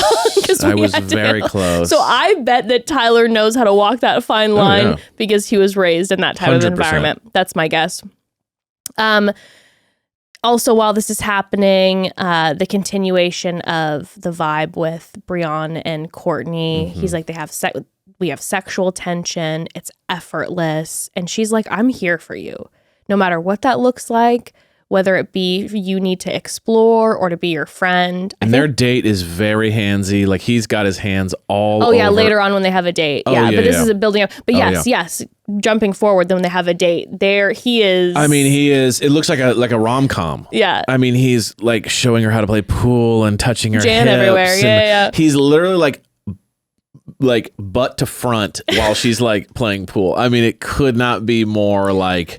No, he's tempting. Yeah, he's handsy. And I think Courtney really likes him. They seem like a very sweet couple, I'll be honest with you. I feel like they actually could really work. It's rom-com. I mean, it literally, they're like smiling at each other. It's like very flowy, and my heart hurts naturally. for Shante, but watching them together, I'm like, I do feel like they have crazy chemistry. They have crazy chemistry, but also it feels like maybe they're a good match. Yeah. For like maybe what each other's looking for. Exactly. I completely agree. And the build up into the bonfire, we also see Grant getting a lap dance from Natalie. Yes. And at first he'd been talking to Olivia, but now Grant is like as she's giving him the sexiest lap dance of all time, he's like, there's something about her that piques my interest. Like, while her butt is right here, he's like, there's something about her personality. Her ass is in his face, and he's like, there's something about her that piques my interest. Yeah, I don't know what it is. So he's starting to have... Because he was with, what's her name? Olivia, but then he basically was like, see ya! He's like, peace and out. And he immediately went to Natalie. Okay, so then we have the bonfire. Oh, yeah. Now, something I want to note. Going into the bonfire, the men are going to have their bonfire, and then the women are going to have their bonfire. I found it very interesting that on the women's side, the women were really nervous, being like, oh my God, did he cheat on me? Right. Did he hook up with someone? Is he falling for someone? And that's the women's conversation. The men's conversation, which was primarily Grant and Tayler, the men's conversation was they're super worried about how the girls are painting them to the other men. Yeah. I found that very fascinating. It's like the women seem like, I care about this man and I'm really scared that he's going to choose somebody else and that he's not being faithful to me. And the men are literally like, are they going to make me look bad so that I'm going to have a harder time getting dates once this is done? There's definitely that. I also think it's one of those classic things where it's like when you're... And ego. When you're low morality, you're very concerned about what people think about you. Like not in the way of like just I care what people think, but I think like you're not concerned about what your partner thinks. You're concerned about how they're going to paint you, and I think it's because when you hide stuff, when you get when you're kind of a shady individual, you are aware that you can be exposed for things, so you're very concerned about it. I've known people like that in my life who are like, morally gray, kind of not really trustworthy people, and they're always very concerned with like. How they're what being did they painted. say about me? Yeah. What did you say about me? I heard that you were talking about, it's very concerned. So I think because they know that they're sketchy, there's a fear. That's interesting. It's very interesting. I also think too, it's the ego thing. Yeah. Where they're like, I don't want these fucking guys to think that they're better than me. Yeah, exactly. Right. It's just like how Grant responded to Tall Guy Logan. Yes. Where it's like, it was a flexing situation. It's a pissing contest. Okay, so when we get to the men's bonfire, first Grant sees Ashley. His moment is he sees Ashley talking about how this is a typical thing for him in relationships. She's given him time to prove, I don't deserve this. I don't think he's capable of da-da-da. I'm never going to be able to trust him. I don't want that guy. And his response is that he's going to see if at the final bonfire, if she's grown. Yeah. He's pissed about this, by the way. His reaction to this is out of control. It's just giving, I don't get in trouble. I do what I want. Yes. And she just kind of puts up with it. Yes. And so now that she's saying something, and especially on TV, I'm pissed. Yes. And so he's just not, you could tell he's just not used to getting reamed. And so he's tweaked and he's like, we'll see at the final bonfire if she's grown. Exactly. She's grown, if she's gotten over all this bullshit that she's spouting. Yeah. And Mark, our king, says so much of the language that you're using is she. He calls him out. It was great. I was just like, our king misses nothing. He's like, you're using a lot of she language right now. And you got to ask, why were there transgressions in the first place? Right. And right now, Grant, we work on you. And I was obsessed because our King Mark, it was like he smelt Grant, who immediately was just like, no accountability, no talking about the fact that like there's a reason why she doesn't trust him. Yeah. Okay. And it's not like they've even been dating for that long. So it's not like it was years and years and years ago he cheated. It's like there's a reason I don't trust him. Why are there transgressions in the first place? Let's talk about you and why it happened. Yeah. Maybe not about why she needs to grow. Exactly. Let's talk about you. Exactly. 100%. Mark, I literally was like on my feet, our king. Brion gets a clip of Shante dancing with Hashim, and she never touches Hashim, but they're dancing and it's kind of close. Yeah. His experience or his reaction was very interesting. Yeah, he's like in for it. He's like, I hope she comes out of her shell a little bit. I think it's great. He was like, hey, I want her to go out more. I don't want her to be as attached to my hip. Yeah. I came here thinking like you know, and then he's doing this thing where he's like, I came here thinking that I need to bring it down more. But I'm wondering, maybe she could just bring it up. Or no, he was saying, I need to bring it down more. But I'm wondering if there's options out there where I can just be me and I don't need to bring it in. It was a very interesting conversation because it was one of those things where it's like, as a viewer, you love Shante and you're like, what he's done to Shante is not all right. It's not all right. But I also feel like there's an honesty there. That's I think maybe interesting. that's what it's. That's the He's just kind brutally honest. And the word refreshing feels weird in this circumstance. I think it's refreshing up against the Tylers and the Grants who seem to be hiding everything. Where I feel like there's something about Brion being like, "Yo, here's the one thing I'm really struggling with, and I'm super open about it." Yeah, you're like, "Oh, at least you kind of know where you're at." I think it's. And I think the honesty of being like, instead of just kind of acting like putting it on her and being like, "See, look, she's dancing with a guy." Or then saying like, yeah, I'm going to keep working on myself to change. He's being honest, saying like, maybe I don't need to change and I can just find somebody who's into the stuff I'm into. Right. And so I'm conflicted because I think Shante needs someone who's going to treat her much better. Yes. But then I also think Brion needs to be in a different relationship where he's maybe able to be a little more him, but also learn it's not all about you. And that's where your growth needs to be. It's because you pulled Shante into this and it's all about you. Yeah. And we need to learn about in a relationship, even if you guys have the same interests and kinks and desires and are open, it's a partnership. Yeah. And you're making it all about you. And that's where the growth needs to happen. Yeah. So I don't know. I have like... We'll see what happens. I mean, we'll see what happens. He's a lot, you know, he's not jumping in the deep end like some of these other guys, but he's also like, you know, knows what he wants a little bit. So it'll be interesting to see kind of after a couple days, will he be able to withstand? And I was obsessed with what Mark said to him because Mark then turned it around and made it about something else where he's like, sometimes, you know, we need to give up stuff in relationships, but let's talk about a love that's so full that stuff becomes less important. So let's talk about the fact that like, hey, your obsession right now is threesomes. Maybe we find a love that's so full that not what you're seeing is can't have threesomes. And instead it's like, I have the person who I love. Yeah, agreed. Right? Mm-hmm. And he says, when our heart isn't Mark. He says, when our heart isn't sure, we'll act out. Yeah. So true. Couldn't be more true. I mean, I feel like it's all you see all around. It's like when the heart isn't sure, that's when. So it's like when you're in a dating relationship or in a, you know, whatever type of relationship and you're calling in with call homes and being like, I'm not sure what's going on. It's like sometimes when someone's acting out, it's about them. Oh. Right. And the heart maybe isn't sure. Yeah. And that doesn't necessarily reflect, or that doesn't reflect on you, but it reflects on what they've got going on inside. Mm-hmm.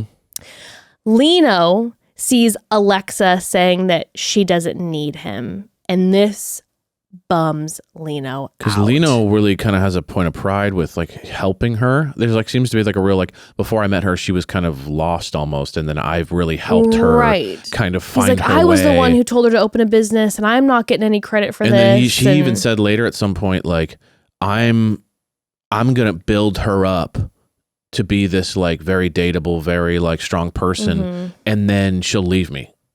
And so he's almost kind of looking at it like, why am I putting so much investment into this when she's not going to be there for me?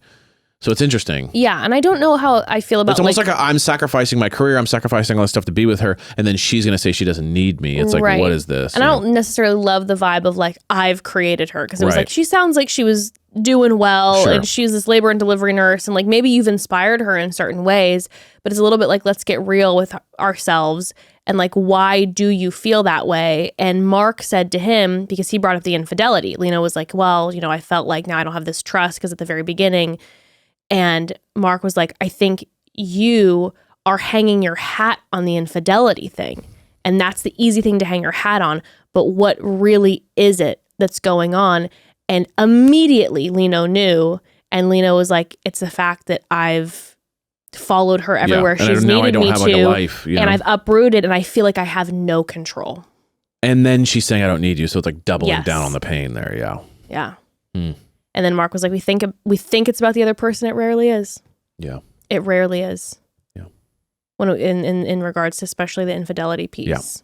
Yeah. You know. 100%. Tayler sees Tayler talking about how he doesn't put the toilet seat down and he doesn't have a job and all the responsibility has fallen on him.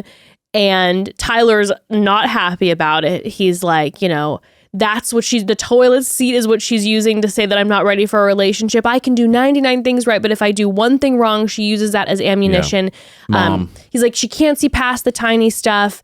And he's saying that like it's hurting him not feeling valued. They sound like an old married couple. They do. Always riding my ass. I mean, it's just not a vibe. And he was just like, I want a team member. I want someone to value me. And he's like, I'm about to walk away right now. And Mark's like, hold up 1 second before you run away. Let's keep going on this journey. And let's figure this out. Because I think the thing with Tayler is that he's got this thing where he's like, she doesn't value me. It's her fault. And Tyler's journey needs to be like, you can't point the finger at her. Maybe you don't value you. And you haven't given yourself enough time to learn how to be independent. And maybe there's a codependent tendency. Yeah. And we've got to work through that and kind of see. Yeah, it's interesting. I definitely, it's the strong one versus the kind of like free floating one. And it's like, I mean, we know people like this, and even in your own family life, it's like you see when there's the strength and then the person who feels insecure about the strength, and they're kind of constantly trying to achieve their approval and they never feel like they do. And so then they're always lashing out, and it's like, it's interesting. It really is. It's like, I gotta say, in some ways, it's like, I feel like they're the worst for each other. Yeah. Because it just feels like they could not be farther from where they are in life. It feels like an impossible thing to work out. And also of all the couples, though, I think they're going to be the ones who will have the hardest time breaking up. Yeah. I think they'll get glued back together. I don't know what it is, but there's just something in their energy that I feel like they're going to keep hurting each other, but they're just going to get sucked back in together. Agreed. Then we have the women's bonfire. Okay. Mm-hmm. So what Ashley sees is Grant telling Olivia that he might not end up with Ashley. Yeah. And then also him telling Olivia that she's hot and touching her during the date. Yeah.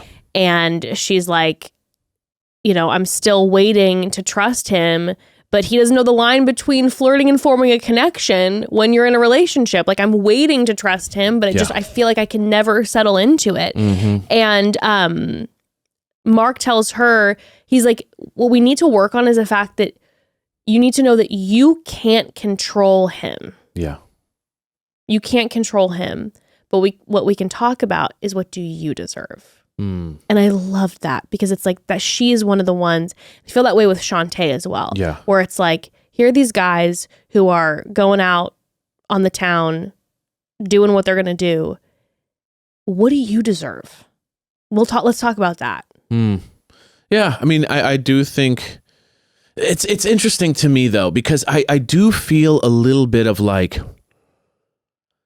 you got to know what you deserve, but there's got to be something about these guys that they like. Like, what is it about these irresponsible, fleeting guys that like these strong women are like putting up with? Mm-hmm. There's something there, right? Like on paper, it's obvious, but it's like, what is it? What scratch is it? Is it the fun? Is it the kind of lightheartedness of life that they bring, but then you get burned with the other side of it? Mm-hmm. Like, I think that there is what do you need? But there's also like what's causing you to be so attracted to these type of guys? I think they'll crack into that in later episodes. Yeah. I have a feeling that like we're gonna get into that. It's like, when they start now dating, Tayler, it's like you got your shit together, you're this, and then you're dating this like young guy who's like floating and wants to be a model. Like, what is that for you? I think we're gonna crack into that when these ladies realize like, hey, it's time to start dating some of the men in this house. Right. Instead of just kind of like not touching it, they're going to see their guys fooling around with some of the other girls and be like, okay, I'm going to start dating. And then once they're dating these other guys, I think then the conversations can start being like, what are you drawn to? Yeah. And is that good? 100%. What are the tendencies? What are the tendencies? Shante sees Brion talking about how Shante isn't the most sexual person in the world. No one can be best of both worlds. She sees him doing body shots. She sees him getting chocolate licked off of him. And she's like, I'm not surprised. Yep. And then she said, the girls are being disrespectful. And Mark, I love that Mark did this too, because it's one of those things where it's like she needed to hear it. She's like, not surprised by him. The women are being disrespectful. And Mark goes, whoa, but let's talk about him. Yeah, it's like it's literally their job. We're not here to talk about the women. This is what they were brought in to do. This is their job, like you said. It's a little bit of that, like, maybe this has been the problem the whole time. You're shifting the blame a little bit. Right. Let's not like, it's the pointing the fingers at in a cheating relationship, like the mistress or whatever, versus being like, okay, what about the person who was in the committed relationship with you? Let's talk about him. And Mark is like really just challenging her to like start looking inward. Like, is this really what you want? Yeah, like, he might be somewhat a part of this, right? Do you not want this? If you do want this, let's explore what that's going to look like. Yeah. If you don't want this, let's explore why we're here. Yeah. And maybe figure out what you do want instead. Right. Alexa, then Alexa sees Lino talking about how Alexa was not faithful at the beginning, and that he's not being used. He's used to being treated better, basically. And she's frustrated. Yeah. She's like, he can keep bringing this up for so long, but I'm different. I'm a different Alexa. I'm not the same Alexa that I was. And Mark's kind of like, hey, are you walking around with guilt from something you did a month ago in a relationship, or that you did for a month into a relationship that you've had almost 4 years ago? She's like, I feel guilty about everything. Previous marriage, we kind of discussed this. And Mark's like, the guilt is self-imposed, and that's not okay. I think it's gonna be interesting with Alexa, because it's like this combination of what Mark's saying, where it's like the guilt is what's driving you, and the guilt isn't good. Right. Guilt's not gonna help you. The guilt is self-imposed. The guilt is not good. What we have to look at is the fact that you are frustrated at Lino because you're like, this was so long ago, I was different. But you can't control the fact that that person still feels that way due to your actions. Exactly. So are you going to be okay with being able to accept the fact that your partner will forever maybe have this as something that they struggle with you? Are you able to handle that? Because it will always be there a little bit, probably, because grief is not linear. Like, that was a grieving moment for him. It's going to hit him in random waves. I think what happens when you have self-imposed guilt is that maybe you don't handle that in a good way. But if you learn to forgive yourself, then when your partner is bringing up not trusting you, instead of then that like knee-jerk reaction from the guilt, you've forgiven yourself and you're able to like hear where your partner's coming from and be like, I know that's not me anymore, but I also know that this person's hurt because of that. And like, how can I best show them that I care for them? Yeah. I mean, right? if that's her feeling, she needs to break up right now, because that'll never go away. He's a sensitive guy. You could tell too. He's a sweet, sensitive guy. It's like, he's going to hold it over her head forever. He's not going to be able to walk past it. She's going to hold it over his head that he can't get over. All that stuff. You got to break up. You should have broken up years ago when you first did this. It's just too much to handle. The fact that like it's his big hurdle. If that's the hurdle, it's like, well, at least with the other couples, there's a temptation issue. It's like, I want to see you tempted to see if you could stand it, and then I know you can handle it. What's this process do for them? Nothing. There's no one who's tempted out of the relationship. He's just holding this thing, and he's like, I don't know if I can ever move past it. And she's going, I don't know if I can ever, you not moving past it. And so it's like, how is there possibly going to be a thing that allows them to move past this? Well, and I think that's then when Mark brought up the self-imposed guilt. Right. That it's like, if we can work, Alexa, on the shame and the self-imposed guilt that you put on yourself, maybe we can then address where the relationship's really at. Yeah. Because once you forgive you, then you can kind of look and go, okay, is Lino the person for me? Yeah. Do I want something else? Will I be able to be there for him when he's continuing to feel betrayed by me? Because I've forgiven myself, so now I can have like a clear head versus just being like racked with shame. You know? Yep, 100%. And lastly, then we have Tayler. Tayler sees Tayler getting danced on by Kay, saying, wow, baby, taking her to the room. It left off there, by the way, which is the devious Temptation Island moment where he brings Kay into the room, and it's like, do they hook up? What could have happened? Is there more? Like, what's the deal?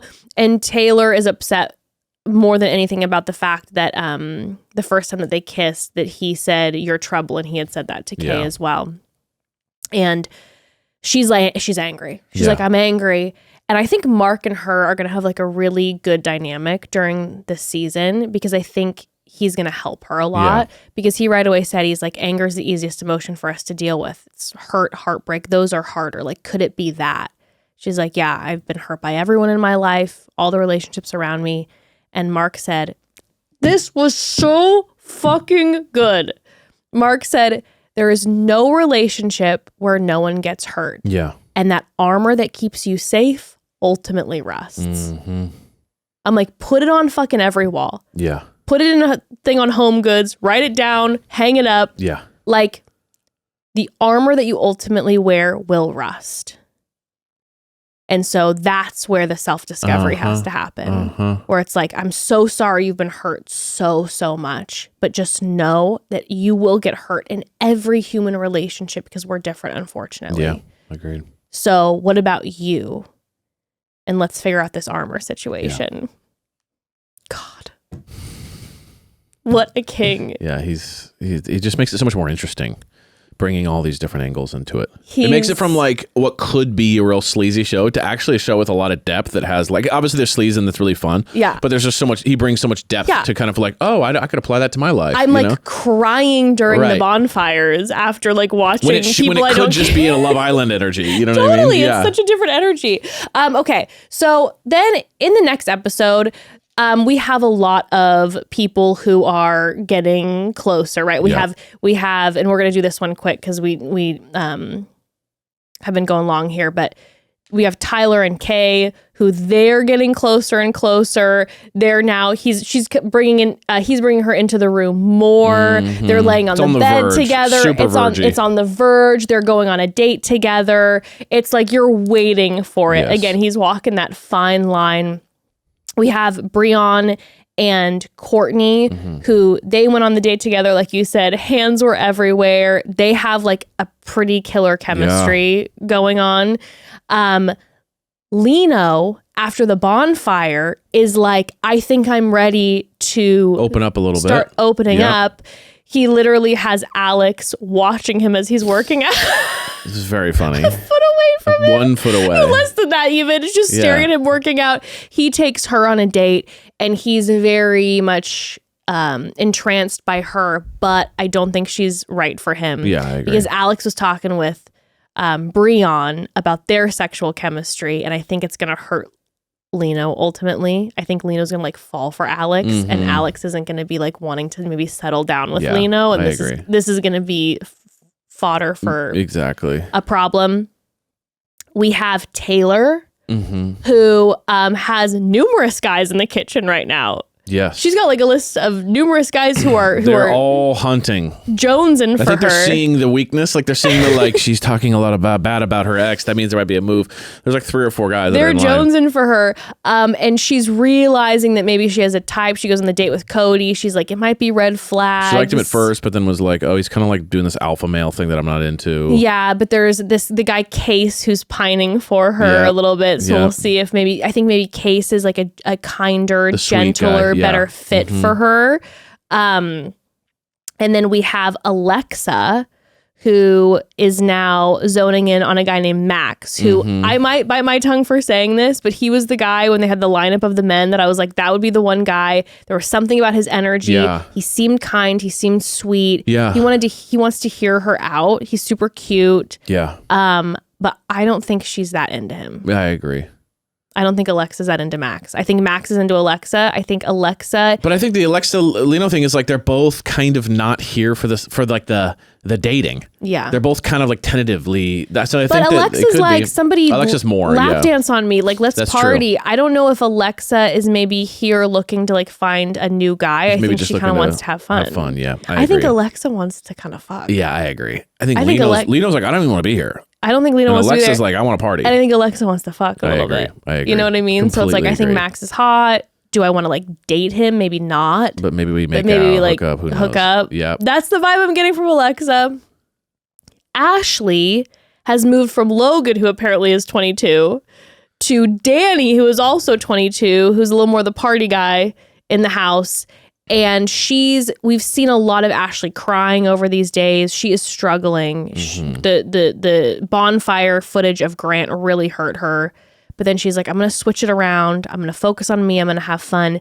Danny is playful. He brings out the fun. Yeah. So on their date together, we saw him being like... He's really trying. Yeah, he's like, maybe something could happen with us. And she's like, maybe. We'll see. He seems sweet. I mean, he seems like a sweet enough guy. I mean, I don't think he's serious about... I mean, he's 22. But he's just trying to break through the cracks. You know what I mean? I think that Ashley, it's going to be a struggle because I think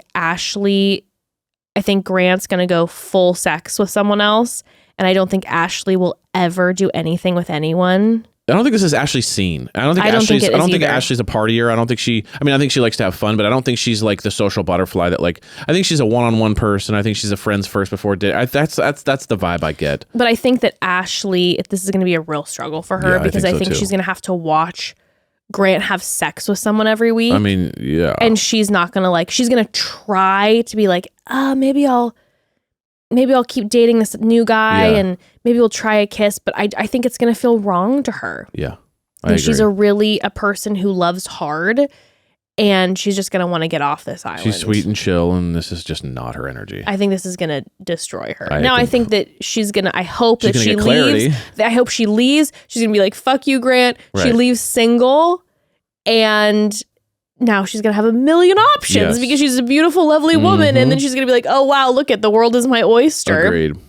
In that same vein, Shante we see her starting to open up a little more. She's going out on a date with a guy named Gio, who's another one of the... Gio was like, I guess I'll just be her friend because she has no interest. He was another one of the party guys in the house where he's like, he brings the good time. I loved seeing them on their date when he said, I really admire how loyal she is. And if she wants me to be her friend, I'll just be her friend. Yeah. I thought that was really beautiful. Mm-hmm. I have faith that Shantae's going to get there in the end. Yeah. I don't know if she's going to find her guy here, but I feel like every episode you're seeing her start to like kind of slowly be like, you know what? I'm going to open up a little more. We saw her sitting at the table having a conversation, opening up about what's been going on. Yeah, I don't think so. You don't think so? You think she's running back into Brion's arms? I think if Brion's available, 100%. I don't think she's ever going to crack that much. Personally, okay. I think she's absolutely locked in and she's chill and this is all not her vibe and she's not looking for anybody else. Yeah. She's not interested in anybody else. She's here because Brion talked her into it. Like that's it. And so there's not even like an interest. It's just like how long until this thing's over? Okay. I think that she's not going to find anybody else. But she's going to open up way more. Okay. Find some deep friendships here. Mm-hmm. Feel admired here. Yeah. And then when we get to the final bonfire where she's with Brion, it's going to be hard for her, but I think she's going to leave him. Yeah. That's my prediction. Okay. That's my prediction. All right, we'll see. We'll see.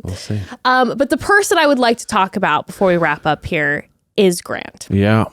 Because as soon as Grant ended everything at the bonfire, he came home and he walked directly into fucking Natalie's arms and he's like, you know what?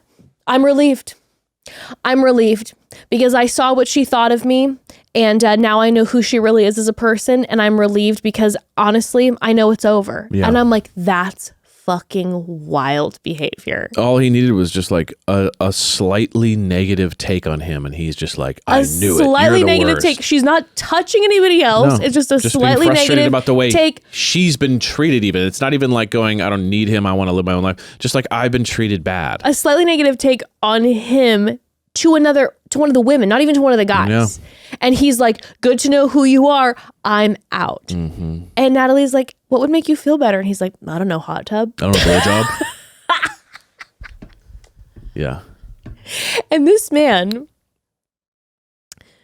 Olivia, by the way, is third wheeling during this, which was so uncomfortable. Yeah, and she's like, okay, I'm feeling like he's actually really into Natalie. I'm like, oh, you don't say. So Olivia leaves and him and Natalie go to the hot tub. There are hands lingering. There are thighs lingering. Mm-hmm. The conversation is... It's building. The sexual tension's building. The sexual tension is building. And they're having long stares into each other's eyes. And then Fucking everybody goes to bed.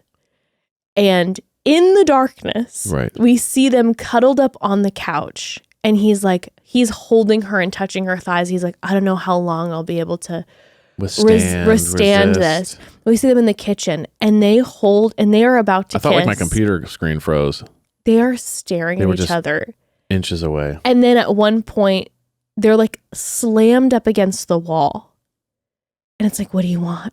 What do you want? Okay, I can't stand Grant. Natalie seems like a lovely woman. I can't stand Grant.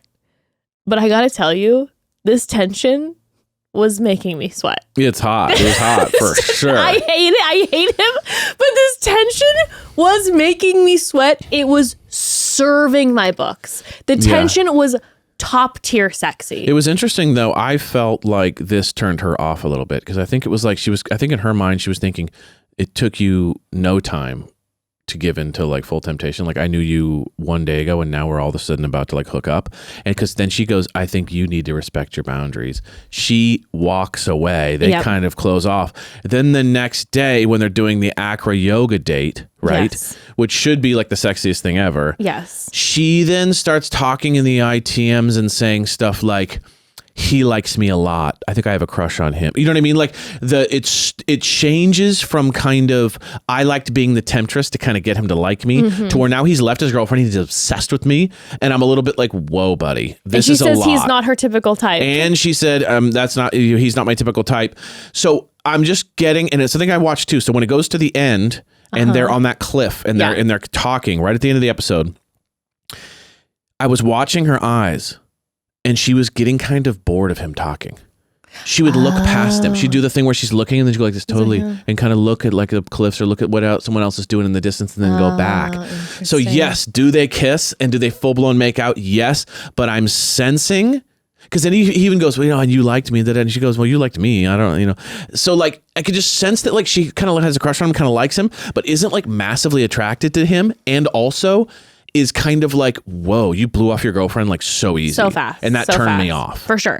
Well, so I think the fatal mistake. Something shifted in her. I think the fatal mistake, and I was yelling at my TV again, can't stand the guy, but like if I was a writer writing this perspective, I hated, just for the sake of the tension, I hated that we went from that steamy, pushed up against a wall, almost kissing, not kissing scene to the next day in the middle of broad fucking daylight, sitting next to each other on a picnic blanket, out of nowhere grabs her, starts making out with her hardcore. Yeah. I was like, what a waste of buildup. Okay. Yeah. You guys are in the dark the night before, hot tub, pitch black in the room, breathing up in each other, soaking up each other. Oh, the tension.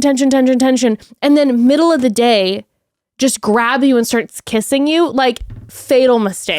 Fatal mistake. I think if he would have continued to let the tension build, I think she's getting the ick. I think you're right. Yeah. But I don't think she would have gotten the ick so quickly if he would have waited a few more days. Yes. Every day, little touches.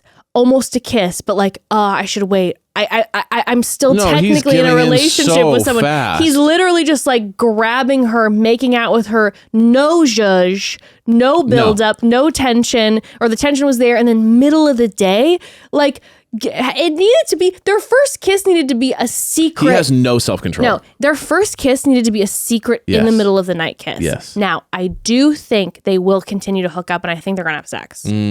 But I don't think that anything will come from it ultimately because I think she's getting slowly the ick. Yes, I agree. That's what I think. So we were left off with these two macking. Yes. Again, in broad daylight. Okay, I'm going to make something very clear. If I'm single, okay, what I don't want, and this is just me because I'm absolutely a vampire. I don't like to be seen. I don't like to be seen during the day. I don't like a date during the day, okay, until I'm like, until we're in a relationship. I like to be at nighttime. Our first kiss, broad daylight, sun beating down on our face, not for me. Right. I need an in the dark kiss. I need the energy of the night looming around us. And so to have that, oh no. Yeah, I completely agree. I was just like, what is this? You've messed it up. He blew it. You're already. It's classic. You're a scummy dude. Yeah. And I can't stand like you. Yeah. And then on top of it, you blew it. I completely agree. So that's how I feel. I completely agree. But anyway, I'm invested. Yes. I'm invested in what's going to happen. And I'm very excited to keep watching because it's kind of crazy that this is already like all this has happened. It's only the first 3 episodes. I know. They've only been with these people for a couple days. It's going to boil over. It's going to boil over. Like when they start pulling some of the Temptation Island stuff on them. Stuff they do. This shit's gonna get crazy. Bonfire videos peed up and there's more fodder. Because if already this has happened and barely anything was shown in the videos, there's a lot. I can't wait for someone seeing their person hook it. I don't want them to. I know, but that's the gnarliest. But I can't wait to see someone see that person hook up and then go back to their villa and be like, making out now. The like, revenge fuck is amazing. Yes, it's one of the great. It's not necessarily good, but I love to see it. Well, family, we love you all. Love you guys. Just this episode this week. Yep. So tune in next week for 2 episodes. We love you all and have a beautiful one. Yes, we love you. One. Mwah. Mwah. You're not gonna tempt me.